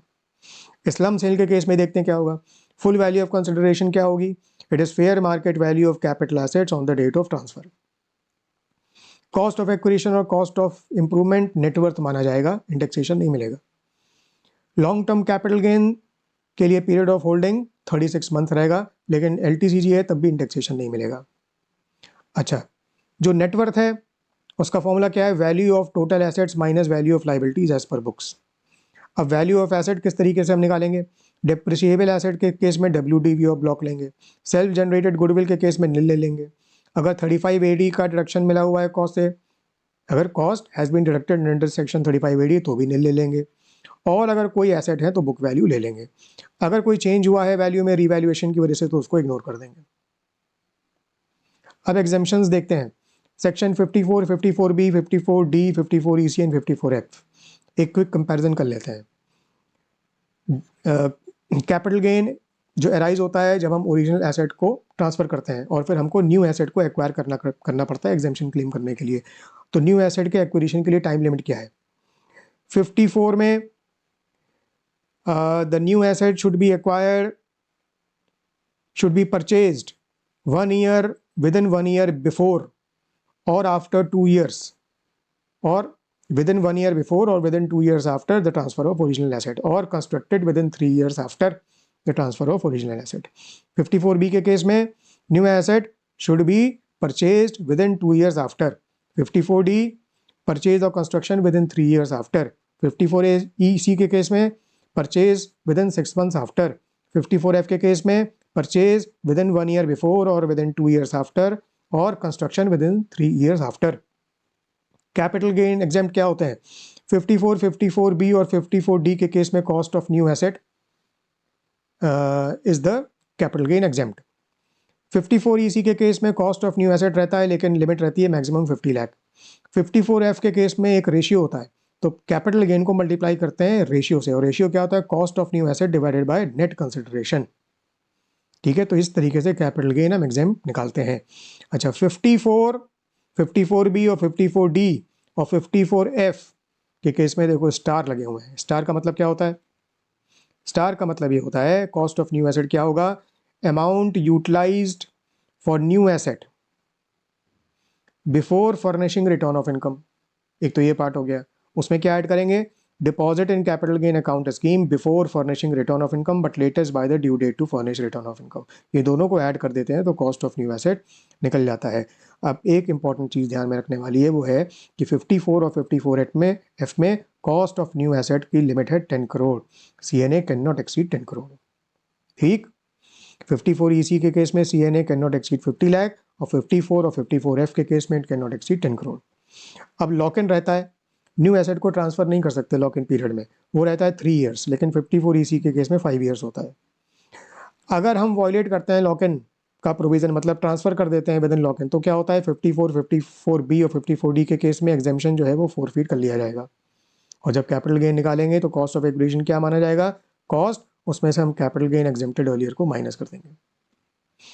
54 EC के केस में भी एग्जेम्पशन फोरफीट कर लिया जाएगा और कैपिटल गेन क्या रहेगा, capital gain exempted earlier. 54F के केस में क्या रहेगा, 54F के केस में दो चीज़ें रहेंगी। नंबर 1, एक तो capital gain will arise on transfer of new asset वो, और दूसरा एग्जेम्पशन फोरफीट कर लिया जाएगा। उसके लिए कैपिटल गेन क्या रहेगा, capital gain exempted earlier. Okay, अब CGAS डिपॉजिट को यूटिलाइज करने की टाइमलाइन होती है विद इन 3 ईयर्स, लेकिन ये 54B के केस में 2 ईयर्स होती है। 54 EC के केस में CGAS एप्लीकेबल नहीं होता है। अगर डिफॉल्ट होता है, मतलब CGAS का डिपॉजिट जैसे यूटिलाइज करना चाहिए with in the prescribe timeline हम यूटिलाइज नहीं करते हैं, तो 54, 54B, 54D के केस में कैपिटल गेन अराइज होता है which is equal to deposit not utilised. 54F के केस में capital gain is equal to excess exemption. 54 EC के केस में CGAS अप्लाई नहीं होता है, तो डिफॉल्ट का सवाल पैदा नहीं होता है। ठीक, अब tax on capital gain, short term capital gain होता है 111A में 15% के हिसाब से टैक्स। 112A में LTCG होता है which is in excess of 1 lakh, 10% का रेट है। और सेक्शन 112 में नॉन रेजिडेंट के केस में अगर अनलिस्टेड सिक्योरिटीज़ हैं या क्लोजली हेल्ड कंपनी के शेयर्स हैं तो 10% रेट रहता है। अगर लिस्टेड सिक्योरिटीज़ हैं, यूनिट नहीं, या अगर जीरो कूपन बॉन्ड है तो it is lower of what, 20% with indexation और 10% विदाउट इंडेक्सेशन। और अगर कोई और अदर कैपिटल एसेट है तो 112 में लॉन्ग टर्म कैपिटल के गेन में जनरल रेट 20% अप्लाई हो जाता है। Unexhausted basic exemption limit UBEL का बेनिफिट मिलता है रेसिडेंट, इंडिविजुअल और HUF को। UBEL क्या मानी जाती है, पहले हम बेसिक एग्जेम्पशन लिमिट को फिगर आउट करते हैं, उसमें से हम क्या माइनस करते हैं, नॉर्मल इनकम। नॉर्मल इनकम क्या होती है, जो special rate capital gain income नहीं है, मतलब income which is other than 111A, 112A और 112 इनकम। अब कैपिटल गेन में से हम UBEL को माइनस कर देते हैं, तो जो बैलेंस कैपिटल गेन है वो टैक्सेबल होता है 111A, 112A और 112 में, ये UBEL का बेनिफिट होता है। अगर शेयर और यूनिट कवर्ड है 112A में और अगर वो 1 फरवरी 2018 के पहले एक्वायर किए गए हैं तो कॉस्ट ऑफ एक्विजिशन निकालने का स्पेशल फॉर्मूला होता है, and that is higher of what, higher of A और B। A क्या है, कॉस्ट, और B क्या है, लोअर ऑफ FMV ऑन 31 जनवरी 2018 और फुल वैल्यू ऑफ कंसिडरेशन। अब FMV ऑन 31 2018 कैसे निकालते हैं, अगर शेयर और यूनिट लिस्टेड है इस डेट को और अगर ट्रेडेड है इस डेट को तो इस डेट का हाईएस्ट प्राइस। अगर लिस्टेड है इस डेट को पर इस डेट को ट्रेडिंग नहीं हुई है तो हाईएस्ट प्राइस कब, on the preceding trading date. अगर इस डेट को नॉट लिस्टेड है, लिस्टेड नहीं है, तो unit of equity oriented fund के केस में इस डेट की NAV को हम ले लेंगे। अगर शेयर्स लिस्टेड है डेट ऑफ ट्रांसफर पे पर उसके पहले लिस्टेड नहीं है, मतलब यहाँ लिस्टेड नहीं है लेकिन डेट ऑफ ट्रांसफर पे लिस्टेड है, तो क्या करेंगे, पहले कॉस्ट ऑफ एक्विजिशन को निकालेंगे और फिर एक रेशियो से मल्टीप्लाई करेंगे। वो क्या रहेगा, CII of 2017-18 divided by what, CII of later of 2001-02 base year और financial year when asset was first held. अब हम चलते हैं इनकम फ्रॉम अदर सोर्सेज। पहले हम बात करेंगे डिविडेंड की। डिविडेंड अंडर सेक्शन 222E, इसको हम डीम डिविडेंड भी बोलते हैं। तो अगर advance loan is given by a closely held company to a share holder holding 10% और मोर इक्विटी शेयर्स, तो वो डीम डिविडेंड माना जाएगा। ठीक, एक और सिचुएशन होती है जहां पर कंसर्न को पेमेंट हो रहा है, या तो कंपनी या फिर others, in which this share holder, जो जिसकी अभी मैंने बात करी, has a substantial interest. Substantial interest क्या होता है? जब ये शेयर होल्डर 20% और मोर इक्विटी शेयर्स होल्ड कर रहा है कंपनी में, या 20% और मोर ऑफ इनकम का एंटाइटलमेंट है इन case of non company. Dividend से डिडक्शन मिलता है, किस चीज़ का? इंटरेस्ट एक्सपेंस का मिलता है। उसकी लिमिट क्या होती है? Up to 20% of dividend income included in total income without such deduction. Liquidation के केस में जब डिस्ट्रीब्यूशन ऑफ एसेट्स हो रहा है टू द शेयर होल्डर, तो कंपनी के केस में कैपिटल गेन नहीं लगेगा। शेयर होल्डर के केस में क्या होगा? दो इम्प्लीकेशन होगी। पहला, डिस्ट्रीब्यूशन ट्रीट किया जाएगा as dividend under section 222C to the extent of accumulated profit of the company. Second implication क्या होगा? कैपिटल गेन अराइज होगा ऑन मनी और assets received in lieu of shares. अभी कैपिटल गेन निकालने के लिए फुल वैल्यू ऑफ कंसिडरेशन जब निकालेंगे तो वो क्या होगी? मनी जो शेयर होल्डर को कंपनी से मिला, plus market value of assets on the date of distribution. उसमें से डिविडेंड अंडर सेक्शन 222C हम माइनस कर देंगे, क्योंकि ये नंबर 1 में ऑलरेडी टैक्स हो चुका है। गिफ्ट्स का स्पेशल प्रोविजन है सेक्शन 56(2)(x) के अंडर। गिफ्ट ऑफ मनी या स्पेसिफाइड मूवेबल प्रॉपर्टी या लैंड और बिल्डिंग। गिफ्ट ऑफ मनी के केस की बात करें तो होल वैल्यू टैक्सेबल हो जाएगी अगर एग्रीगेट 50% से ज़्यादा है, else it will not be taxable. Specified movable property जैसे shares and securities, jewellery, bullion, अगर गिफ्ट है मतलब कोई कंसिडरेशन नहीं है तो होल एफएमवी टैक्सेबल हो जाएगी if aggregate FMV is more than 50%, वरना टैक्सेबल नहीं होगी। अगर इनएडिक्वेट कंसिडरेशन है तो एक्सेस टैक्सेबल हो जाएगी। ये क्या है? ये एग्रीगेट एफएमवी माइनस कंसिडरेशन, इसको बोलते हैं एक्सेस। तो एक्सेस टैक्सेबल हो जाएगी अगर एक्सेस 50,000 से ज़्यादा है, वरना टैक्सेबल नहीं होगी।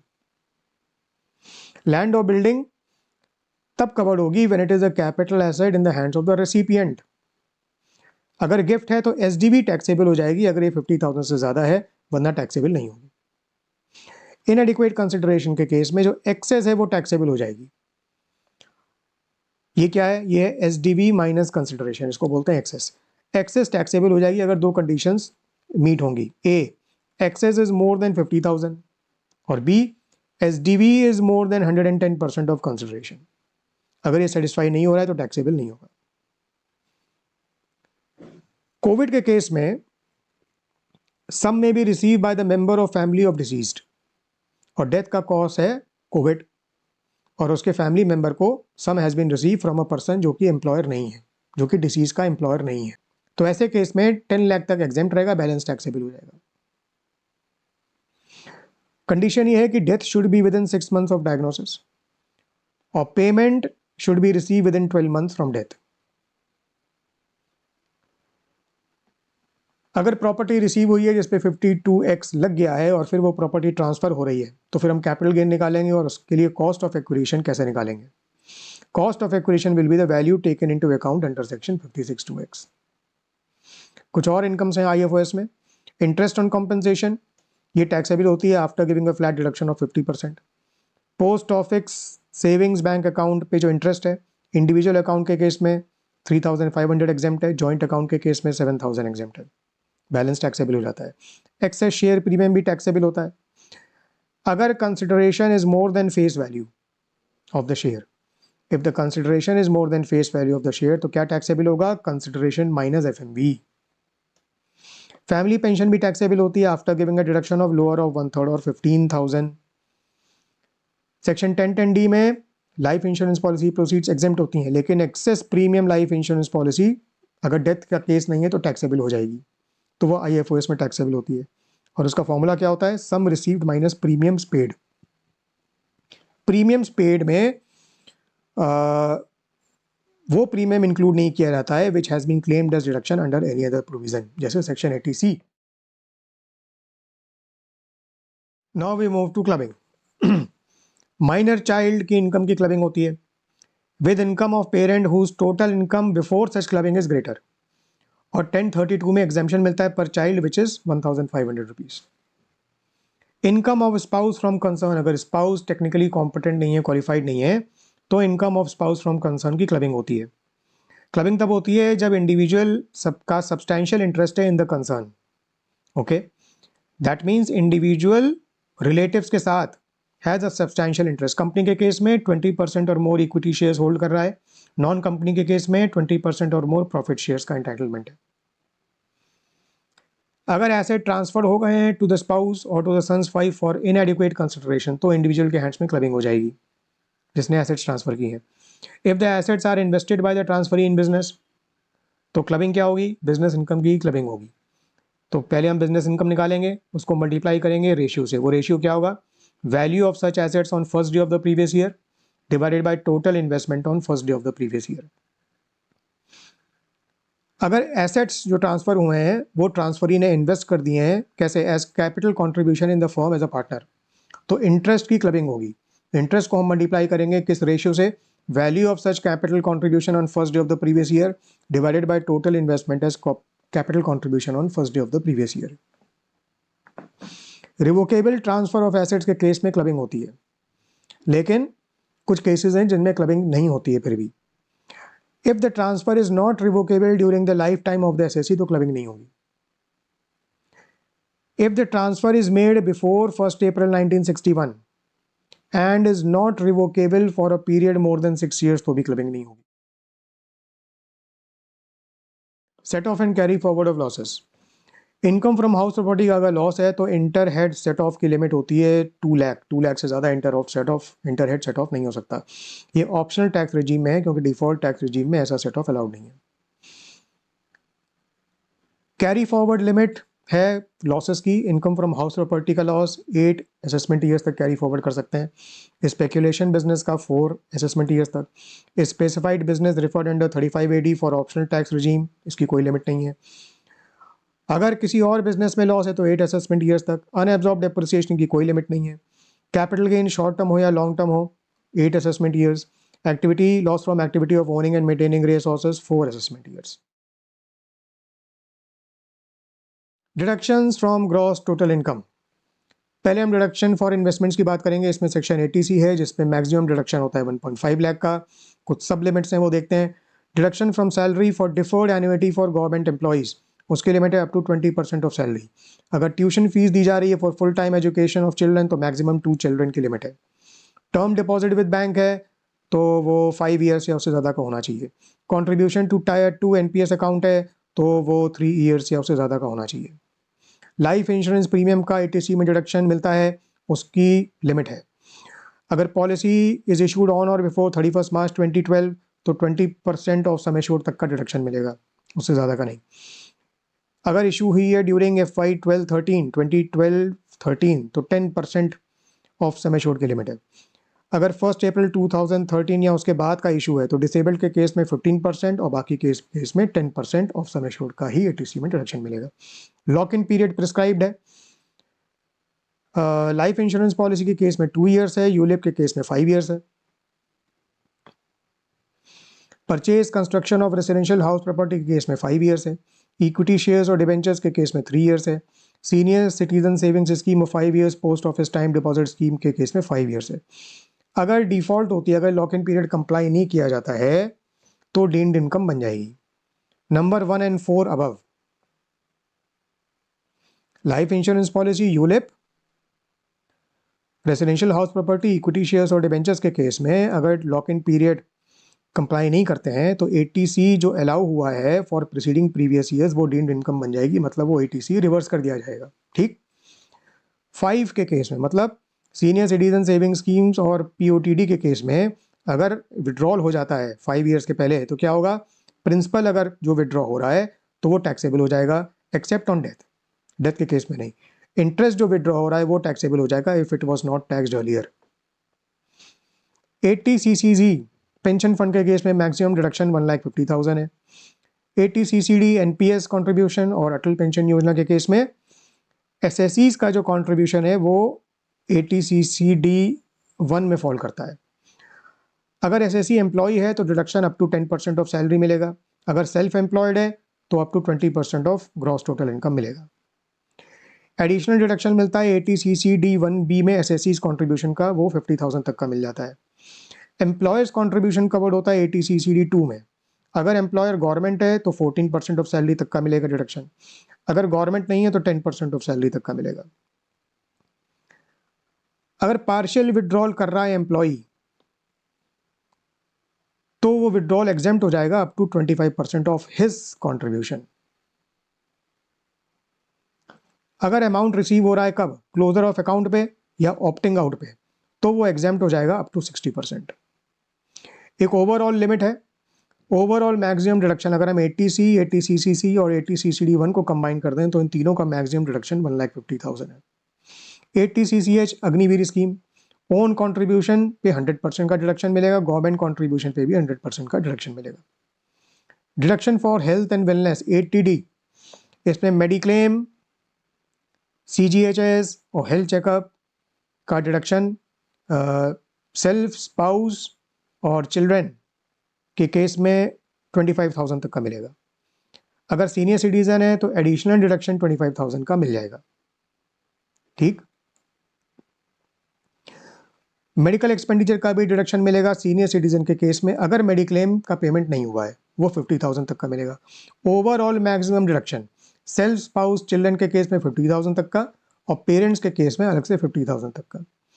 प्रिवेंटिव हेल्थ चेकअप के केस में ओवरऑल मैक्सिमम डिडक्शन चाहे सेल्फ का हो, स्पाउस का हो, चिल्ड्रन का हो, पेरेंट्स का हो, वो 5,000 है।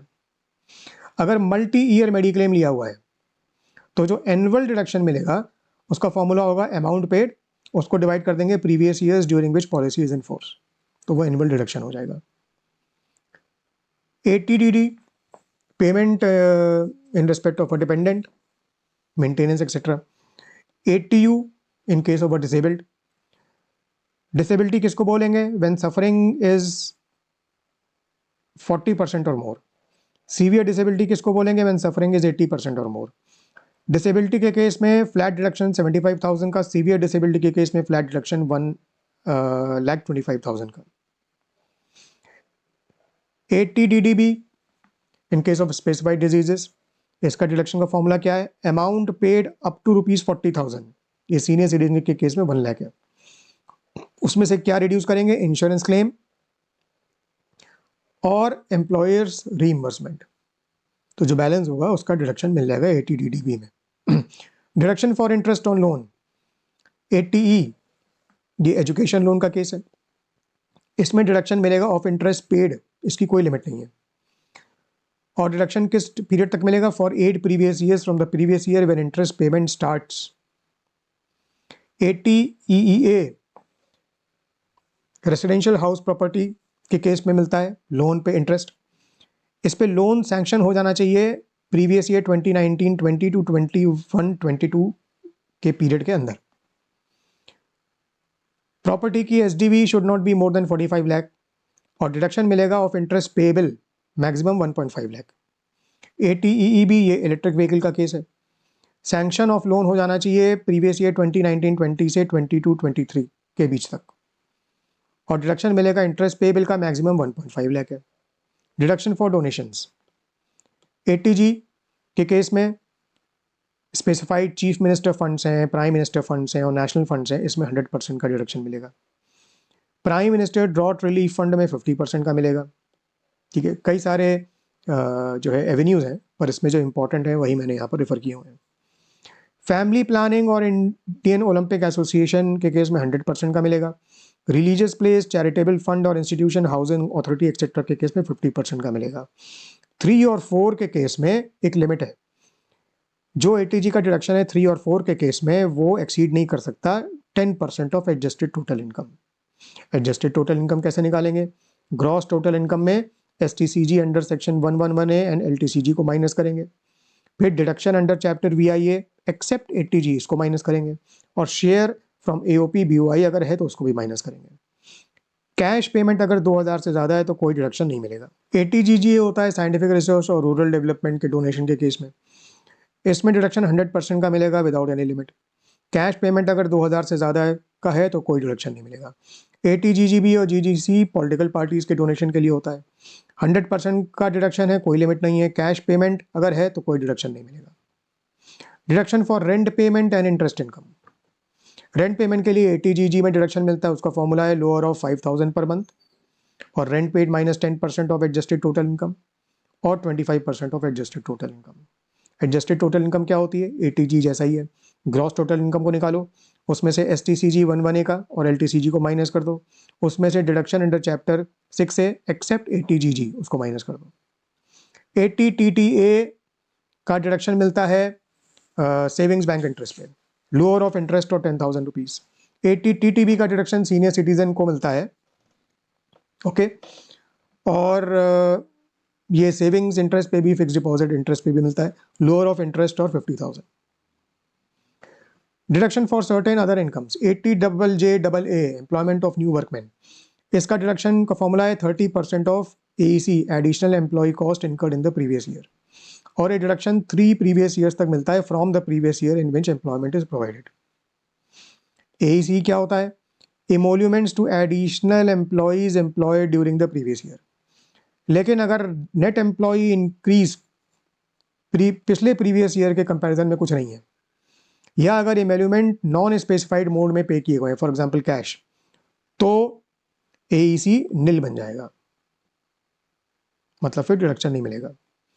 एडिशनल एम्प्लॉयज की अगर हम बात करें तो इन केसेस में एम्प्लॉय अगर एम्प्लॉय किया जा रहा है तो भी एडिशनल एम्प्लॉय नहीं माना जाएगा, तो उसके कॉन्टेक्स्ट में डिडक्शन नहीं मिलेगा। वो क्या है?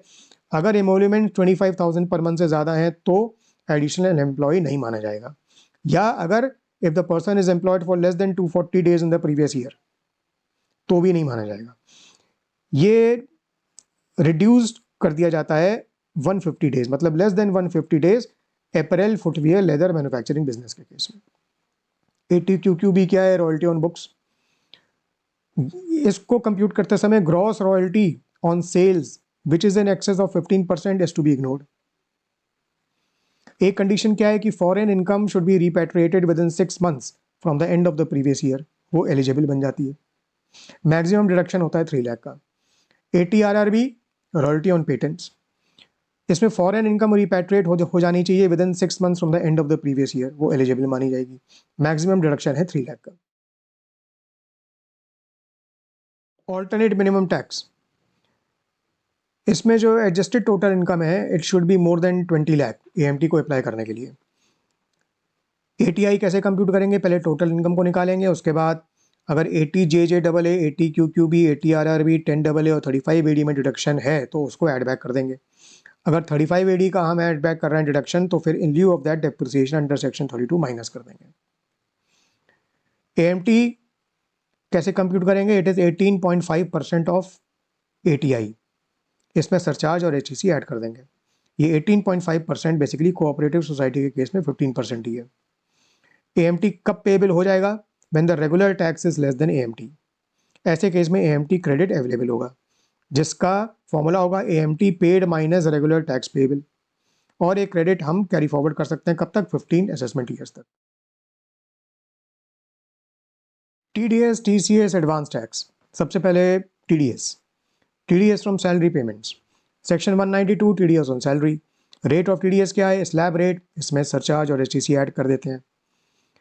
Inter head set of loss under the head income from house property, ये मैक्सिमम 2 लाख तक हम सेट ऑफ कर सकते हैं टोटल इनकम को निकालने के लिए, जिसपे हमको TDS अंडर सेक्शन 192 कंप्यूट करना है। ये ऑप्शनल टैक्स रेजिम है, डिफॉल्ट टैक्स रेजिम में नहीं, क्योंकि inter head set of allowable नहीं होता है डिफॉल्ट टैक्स रेजिम में। Section 192 TDS on EPF payment, rate of TDS 10% रहता है। थ्रेशोल्ड फॉर TDS, मतलब TDS कब लगेगा? व्हेन द पेमेंट इज 50,000 और मोर। TDS on interest, dividend and investment income. Section 193 TDS on interest on securities. Rate है 10% का। Threshold for TDS क्या है? 8% savings taxable bonds 2003, 7.75% savings taxable bonds 2018 के case में 10,000 से ज़्यादा होना चाहिए।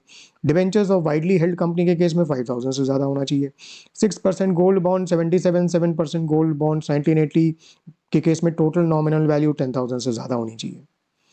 194A TDS on the other interest, मतलब 193 के अलावा जो इंटरेस्ट है उस पर रेट ऑफ TDS क्या रहेगा? 10%।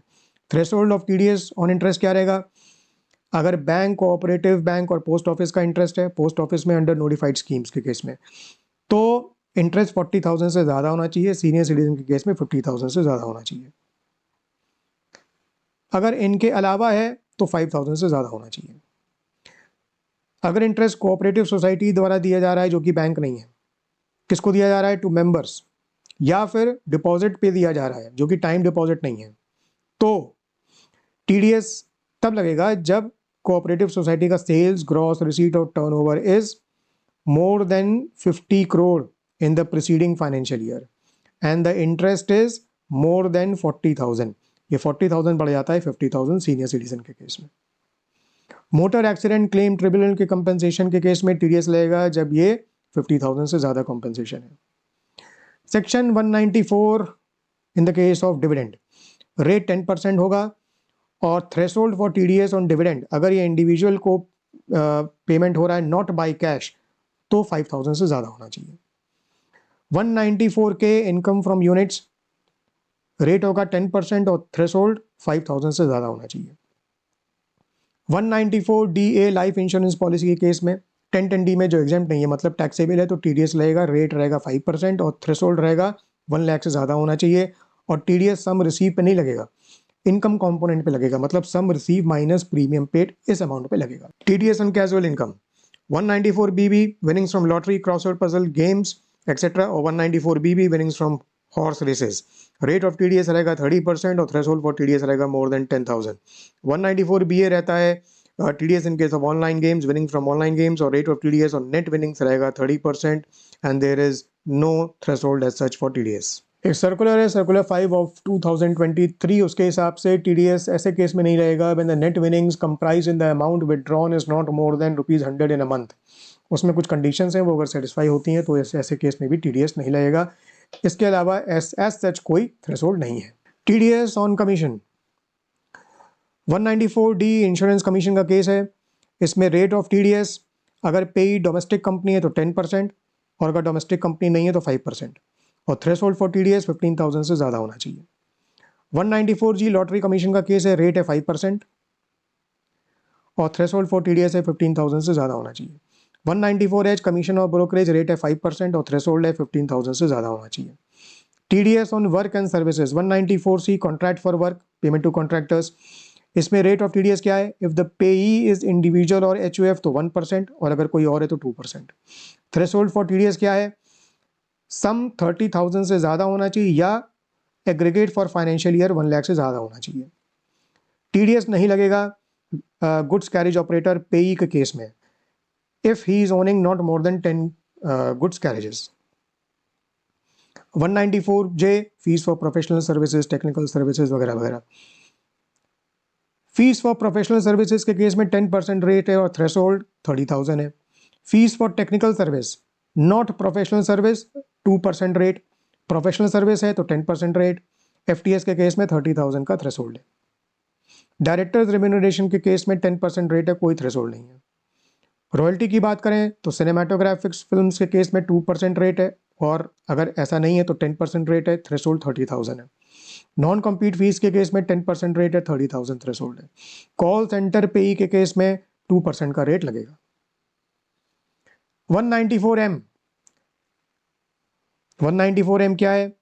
पेमेंट बाय इंडिविजुअल और HUF not covered by 194C, 194H और 194J, इसमें रेट लगेगा 5% और थ्रेशोल्ड फॉर टीडीएस है 50 लाख से ज़्यादा होना चाहिए। हायर और ट्रांसफर ऑफ प्रॉपर्टी 194I है, रेंट का केस। रेट ऑफ टीडीएस क्या रहेगा? मशीनरी प्लांट और इक्विपमेंट में 2% और लैंड बिल्डिंग फर्नीचर पे 10%। थ्रेशोल्ड रहेगा 2.4 लाख से ज़्यादा होना चाहिए। 194IB rent in case of individual और HUF not covered under section 194I, rate 5% और threshold of rent for TDS 50,000 per month से ज़्यादा होना चाहिए। 194IA transfer of immovable property, rate of TDS 1% रहेगा, किस पे? ऑन हायर ऑफ कंसिडरेशन और SDV.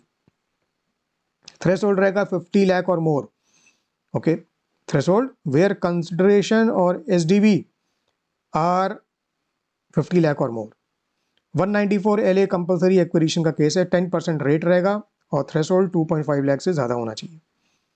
TDS on trade and commerce 194Q purchase of goods, इसमें बायर कवर्ड रहेगा 194Q में जब उसका सेल्स, ग्रॉस रिसीट और टर्नओवर इन बिजनेस ये 10 करोड़ से ज़्यादा है, कब? In the immediately preceding financial year. और TDS is on the sum for purchase of goods of value more than 50 lakh in any previous year. और on sum exceeding 50 lakh rate रहेगा 0.1%। 194 R benefit और perquisite 10% rate रहेगा, threshold 20,000 से ज़्यादा होना चाहिए। TDS ऑन special cases 194 N payment in cash. अगर ROI डिफॉल्टर है तो क्या होगा और अगर नहीं है तो क्या होगा। ROI डिफॉल्टर है तो सम अगर 20 लाख से ज़्यादा है और 1 करोड़ तक है तो 2% रहेगा, और 1 करोड़ से ज़्यादा है तो 5% रहेगा। ठीक है। अगर ROI डिफॉल्टर नहीं है तो 1 करोड़ से ज़्यादा है तो 2% रहेगा।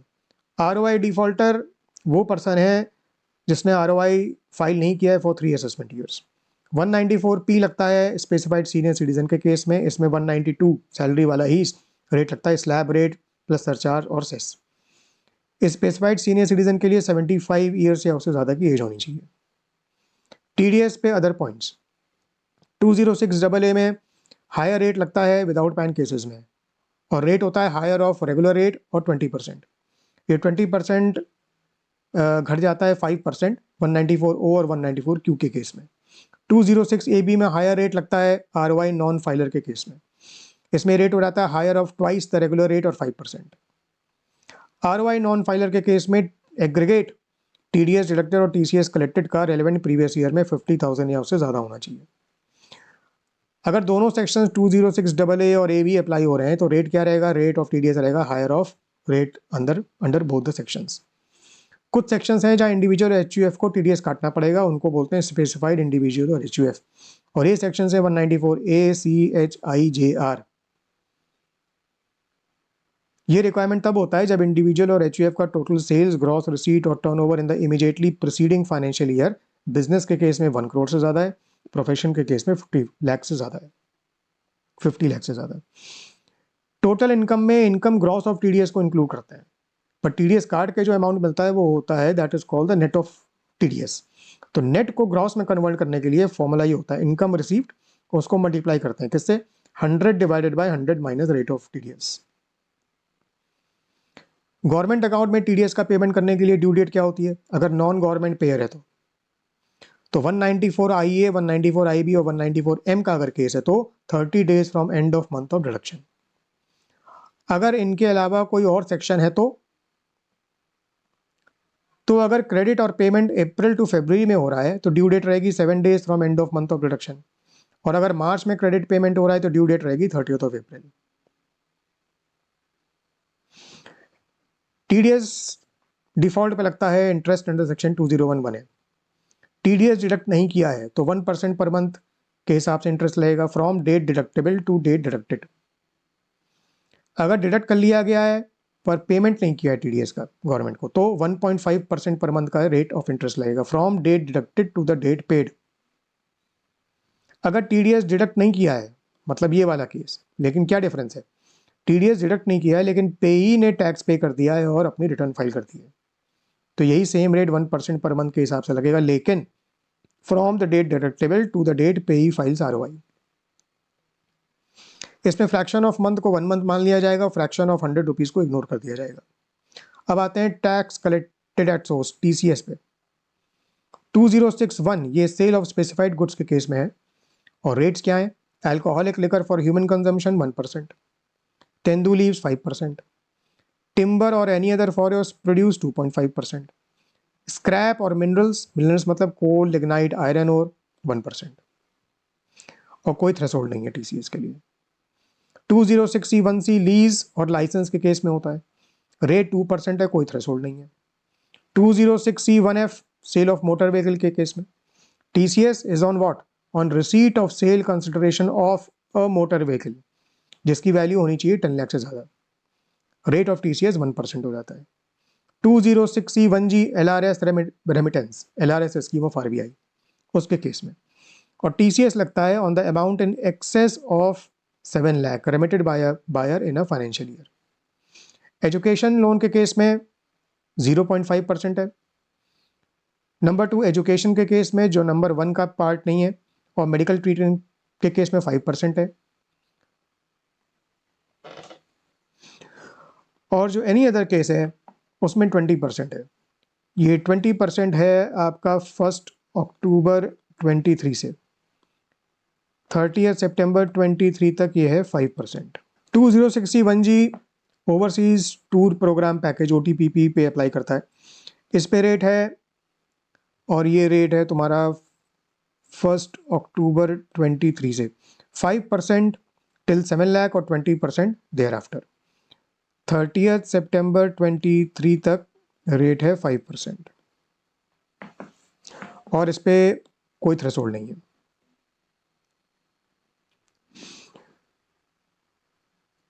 To 206C1H cell of goods.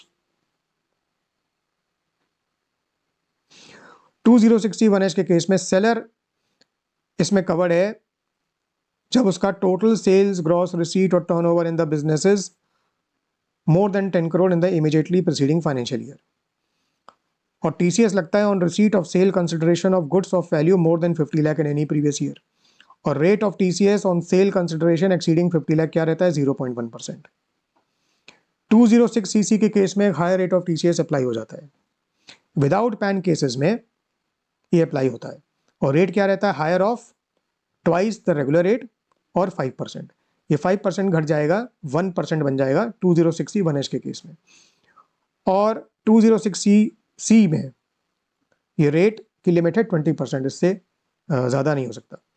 ऐसे ही 206CCA में हायर रेट ऑफ TCS लगता है ROI नॉन फाइलर केसेस के केस में, और रेट रहता है higher of twice the regular rate और 5%, और इसमें भी 20% की अपर लिमिट है। ROI नॉन फाइलर के केस में एग्रीगेट TDS जो डिडक्ट हुआ है और TCS जो कलेक्ट हुआ है उसका एग्रीगेट रेलिवेंट प्रीवियस ईयर में 50,000 या उससे ज़्यादा का होना चाहिए। अगर दोनों 206CC और CCA अप्लाई हो रहे हैं तो कौन सा रेट लगेगा? Higher of both the rates. 2061 और 2061F में इंडिविजुअल और HUF को TCS कलेक्ट करना पड़ेगा, उनको बोलते हैं स्पेसिफाइड इंडिविजुअल और HUF। और ये रिक्वायरमेंट तब होता है जब उसकी टोटल सेल्स, ग्रॉस रिसीट और turnover in the immediately preceding financial year business के केस में 1 करोड़ से ज़्यादा हो और प्रोफेशन के केस में 50 लाख से ज़्यादा हो। अब आते हैं एडवांस टैक्स पे। लायबिलिटी एडवांस टैक्स की कब होती है, कब नहीं होती? Advance tax is not payable by a senior citizen जिसकी PGBP इनकम नहीं है। अगर सीनियर सिटीजन नहीं है तो एडवांस टैक्स की लायबिलिटी तब नहीं बनती है जब advance tax is less then 10,000 rupees. Advance tax के इंस्टॉलमेंट्स क्या होते हैं? ये ड्यू डेट्स हैं। 15 जून की ड्यू डेट तक कम से कम 15% का पेमेंट होना चाहिए। 15 सितंबर तक कम से कम 45% का माइनस पेड अर्लियर। 15 दिसंबर तक कम से कम 75% माइनस पेड अर्लियर। 15 मार्च तक पूरा का पूरा माइनस पेड अर्लियर। अगर इनकम डिक्लेयर हो रही है 44AD और 44AD में PGBP इनकम, तो पूरा 100% 15 मार्च तक का एक इंस्टॉलमेंट है पेमेंट हो जाना चाहिए। एडवांस टैक्स का कैलकुलेशन करंट इनकम पे बेस्ड होता है। अगर ये SSC कैलकुलेट कर रहा है तो करंट इनकम होती है एस्टिमेटेड बेसिस पर। अगर AO कैलकुलेट कर रहा है तो ये होती है हायर ऑफ A और B। Higher of A total income of latest previous year for which the person has been assessed, और B क्या होती है? Total income as per ROI of any subsequent previous year. Advance tax payable कितना pay करना है, कैसे compute करते हैं? उसके लिए टैक्स ऑन करंट इनकम निकालेंगे, रिबेट अंडर सेक्शन 87A देंगे, सरचार्ज ऐड करेंगे और सेस ऐड करेंगे, तो टैक्स ऑन करंट इनकम को निकालेंगे। उसके बाद उसमें से क्या डिडक्ट करेंगे? TDS और TCS which has been deducted और collected during financial year from income which is taken into account in computing current income, तो फिर एडवांस टैक्स पेबल निकल जाएगा। 234B में इंटरेस्ट लगता है for default in payment of advance tax. ये interest तब लगता है when advance tax paid is less than 90% of assessed tax. Interest लगता है 1% पर मंथ के हिसाब से शॉर्टफॉल पे। किस पीरियड का? For 1 April of next financial year to date of self assessment tax payment या डेट ऑफ असेसमेंट। अब शॉर्टफॉल किसको बोलेंगे? शॉर्टफॉल बोलेंगे हम, shortfall is equal to assessed tax minus advance tax paid. तो एसेस टैक्स हम किसको बोलेंगे? उसके लिए हम टैक्स ऑन टोटल इनकम को निकालेंगे, उसमें से हम क्या रिड्यूस करेंगे? TDS और TCS डिडक्टेड और collected, relief under section 89 and AMT credit, इनको हम माइनस कर देंगे, तो वो निकल जाएगी एसेस टैक्स। और एसेस टैक्स में से हम एडवांस टैक्स जो इतना पे किया वो माइनस कर देंगे, तो शॉर्टफॉल मतलब जितना एडवांस टैक्स, जितना एसेस टैक्स हमने पे नहीं किया एज एडवांस टैक्स उसको बोलेंगे शॉर्टफॉल, और शॉर्टफॉल पे इंटरेस्ट निकलेगा। फ्रैक्शन ऑफ अ मंथ को 1 महीना मान लिया जाएगा। ₹100 के फ्रैक्शन को इग्नोर कर दिया जाएगा। 234C का इंटरेस्ट लगता है डिफरमेंट ऑफ एडवांस टैक्स पे। एडवांस टैक्स की ड्यू डेट्स हैं, ये शॉर्टफॉल है और ये इंटरेस्ट है। 15 जून की ड्यू डेट की अगर हम बात करें तो 15% of tax due on return income को एज एडवांस टैक्स पे करना चाहिए। तो उसमें से अगर हम minus advance tax actually paid है माइनस कर दें तो बन जाता है शॉर्टफॉल। इस पे इंटरेस्ट लगता है at the rate of 1% per month. तो इंटरेस्ट कितना बना 1% per month into 3 months into shortfall.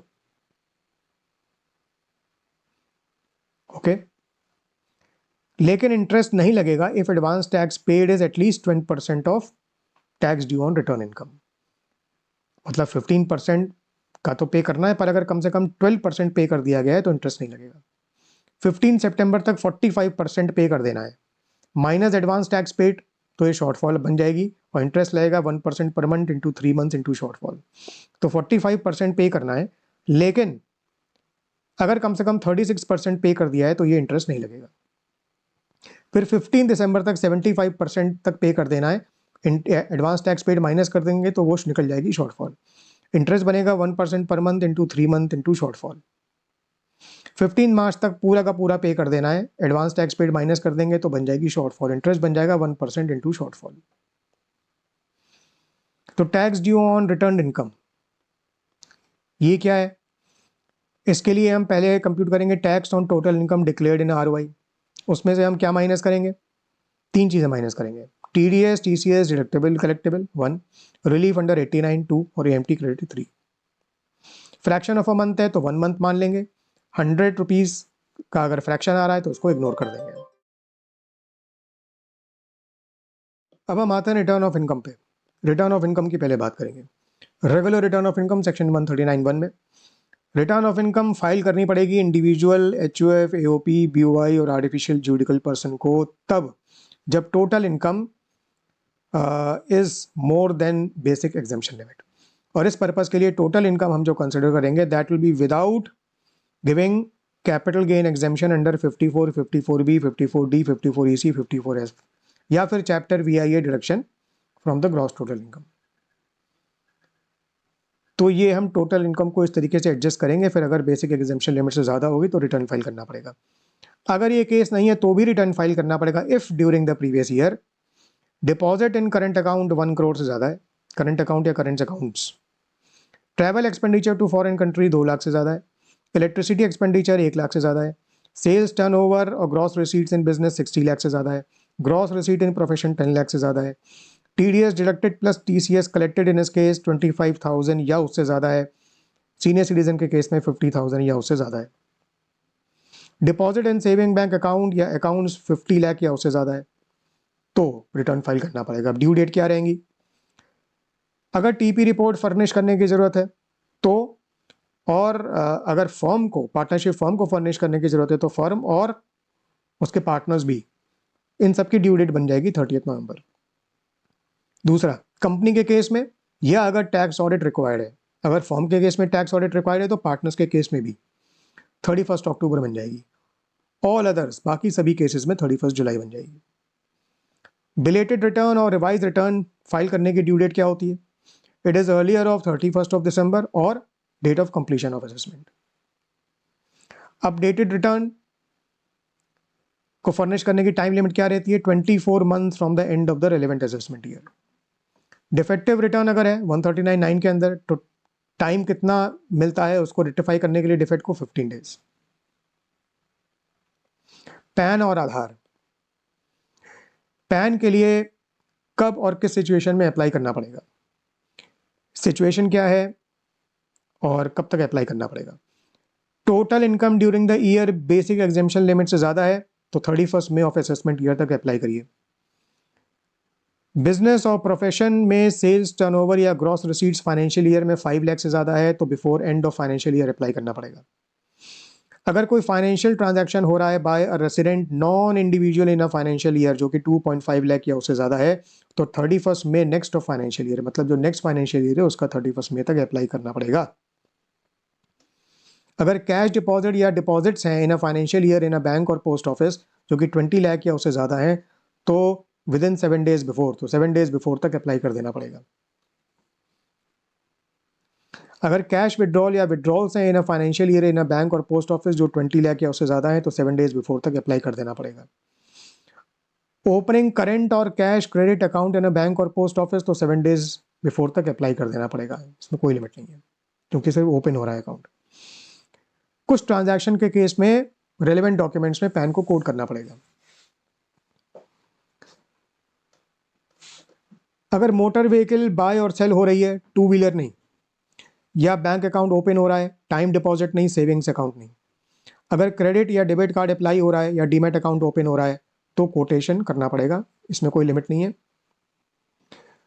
अगर होटल या रेस्टोरेंट को पेमेंट हो रहा है एट एनी वन टाइम, या फॉरेन ट्रैवल के लिए पेमेंट हो रहा है, या पेमेंट हो रहा है for foreign currency at any one time, तो कोड करना पड़ेगा पैन। अगर कैश पेमेंट हो रहा है मोर देन 50,000। अगर म्यूचुअल फंड यूनिट्स बाई हो रही हैं या डिबेंचर बॉन्ड्स और आरबीआई बॉन्ड्स तो कोड करना पड़ेगा पैन अगर 50,000 से ज़्यादा है। अगर बैंक या पोस्ट ऑफिस में डिपॉजिट हो रहा है या बैंक ड्राफ्ट, पे ऑर्डर, बैंकर चेक बाय हो रहे हैं फ्रॉम अ बैंक तो कोड करना पड़ेगा अगर अमाउंट है more than 50,000 cash on any one day. अगर टाइम डिपॉजिट किया जा रहा है विद बैंक, पोस्ट ऑफिस, निधि या एनबीएफसी तो कोड करना पड़ेगा पैन अगर अमाउंट है मोर देन 50,000 और more than 5 lakh in financial year. अगर प्रीपेड पेमेंट इंस्ट्रूमेंट के लिए पेमेंट हो रहा है more than 50,000 in financial year तो पैन कोड करना पड़ेगा। अगर लाइफ इंश्योरेंस प्रीमियम का पेमेंट हो रहा है more than 50,000 in financial year तो पैन कोड करना पड़ेगा। अगर सिक्योरिटीज बाई सेल हो रही हैं, शेयर्स की बात नहीं हो रही, सिक्योरिटीज शेयर्स को छोड़ के बाई सेल हो रही हैं या अनलिस्टेड शेयर्स बाई सेल हो रहे हैं ग्रेटर देन 1 लाख पर ट्रांजैक्शन तो पैन कोड करना पड़ेगा। अगर इमूवेबल प्रॉपर्टी बाय सेल हो रही है ओके जहां पर उसका अमाउंट या फिर एसडीवी 10 लाख से ज़्यादा है तो पैन कोड करना पड़ेगा। अगर कोई और गुड्स या सर्विसेज, एनी अदर गुड्स और सर्विसेज बाय सेल हो रही हैं जिसमें मोर देन 2 लाख पर ट्रांजैक्शन है तो पैन कोड करना पड़ेगा। अब आधार की बात करते हैं। टैक्स अथॉरिटी को आधार इंटीमेट करने की जरूरत है और इसकी ड्यू डेट थी 31 मार्च 2022। इसके बाद अगर इंटीमेशन हो रहा है तो 234S में फीस लगेगी। विद इन 3 मंथ्स मतलब अप्रैल में जून एंड तक, जून 2022 के एंड तक अगर इंटीमेशन हो रहा है इसके बाद और 3 महीने के अंदर तो 500 रुपीज़ की फीस और उसके बाद तो 1000 रुपीज़ की। 1 जुलाई 2023 तक भी अगर इंटीमेशन नहीं हुआ तो नेगेटिव कॉन्सिक्वेंसेस अराइज होंगी till the date PAN becomes operative. और पैन ऑपरेटिव कब बन जाएगा?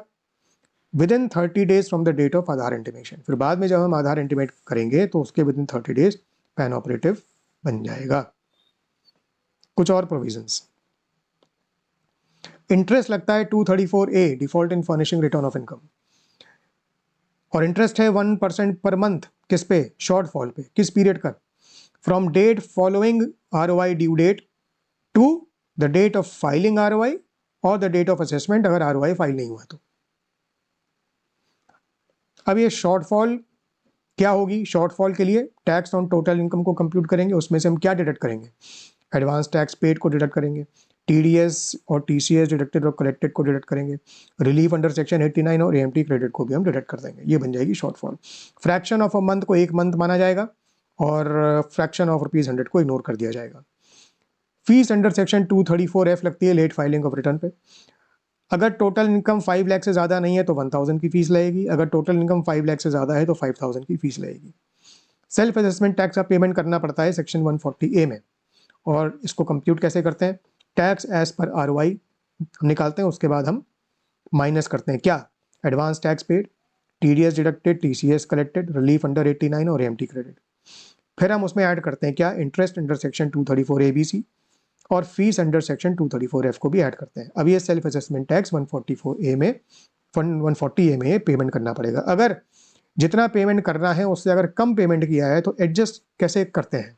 तो सबसे पहले उसको अगेंस्ट फीस एडजस्ट करते हैं, फिर अगेंस्ट इंटरेस्ट एडजस्ट करते हैं और फिर अगेंस्ट टैक्स को एडजस्ट करते हैं। अपडेटेड रिटर्न अगर फर्निश हो रहा है तो फर्निश करते समय एडिशनल टैक्स या जो टैक्स बन रहा है उसका पेमेंट करना पड़ता है।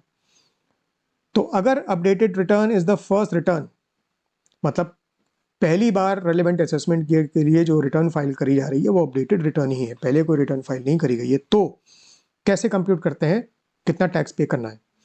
तो पहले tax on total income as per updated return, उसमें से हम माइनस करते हैं क्या, advance tax paid, TDS, TCS deducted और कलेक्टेड, रिलीफ अंडर 89 और एएमटी क्रेडिट। उसमें हम इंटरेस्ट ऐड करते हैं under section 234 ABC, fees add करते हैं 234 एफ में, और एडिशनल इनकम टैक्स भी ऐड करते हैं। अगर updated return is not the first return, मतलब पहले कोई रिटर्न फाइल किया गया है, अब हम अपडेटेड रिटर्न फाइल कर रहे हैं उसको अपडेट करने के लिए, तो कैसे कंप्यूट करते हैं, tax on total income as per updated return, उससे क्या माइनस करेंगे, टैक्स या फिर relief for which credit was taken at the time of self assessment पहले, और क्या हम रिड्यूस करेंगे, टीडीएस डिडक्टेड और TCS collected on additional income, जो अब हम एडिशनल इनकम डिक्लेयर कर रहे हैं अपडेटेड रिटर्न में, उससे रिलेटेड टीडीएस डिडक्टेड और टीसीएस कलेक्टेड, और क्या रिड्यूस करेंगे, AMT credit not claimed earlier, ये हम माइनस करेंगे, प्लस क्या करेंगे, इंटरेस्ट अंडर सेक्शन 234 बी और सी, 234 ए नहीं, 234 बी और सी, माइनस जो हम पहले इंटरेस्ट पे कर चुके हैं उसको माइनस करके जो बैलेंस इंटरेस्ट है वो और हम ऐड कर देंगे, और एडिशनल इनकम टैक्स ऐड कर देंगे।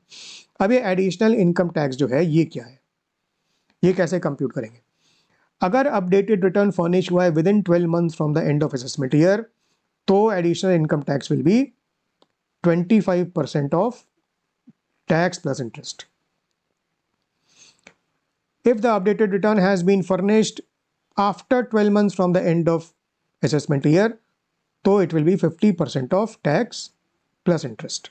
So this was a comprehensive revision of all the important and or rather all the relevant facts and figures which you will find in the income tax law while preparing for your CA intermediate taxation exam. तो इसको बार बार revise करना है, closer to the exams और भी ज़्यादा revise करना है, हर 2-3 दिन में इसको करते रहना है। इसका ई बुक एडिशन भी है ऑन माय वेबसाइट, इसका प्रिंट एडिशन भी है जो टेक्स्ट बुक के साथ मिलता है। इसको बार बार करो, बार बार करने से this will get ingrained, this will get fixed into your mind. तो स्पॉन्टेनियसली वो फैक्ट्स एंड फिगर्स तुम्हारे मन में से अपने आप बाहर निकल के आएंगे। जब तुम क्वेश्चन को देख रहे होगे तुम्हें कंफ्यूज नहीं होना पड़ेगा, तुम कंफ्यूज नहीं होगे, तुम परेशान नहीं होगे, तुम गलती नहीं करोगे, तुम ओमिशन नहीं करोगे और मार्क्स नहीं कटेंगे, और पास होना तो फिर it will be like a cake walk. So अगर कोई कॉमेंट है, कोई भी क्वेश्चन है, कोई भी क्वेरी है, तो कमेंट बॉक्स में ज़रूर लिखो, और चैनल को ज़रूर सब्सक्राइब करो, इस वीडियो को लाइक करो, सेव करो, शेयर करो जितना ज़्यादा से ज़्यादा हो सकता है। I'll see you soon in my next video. Good luck and goodbye.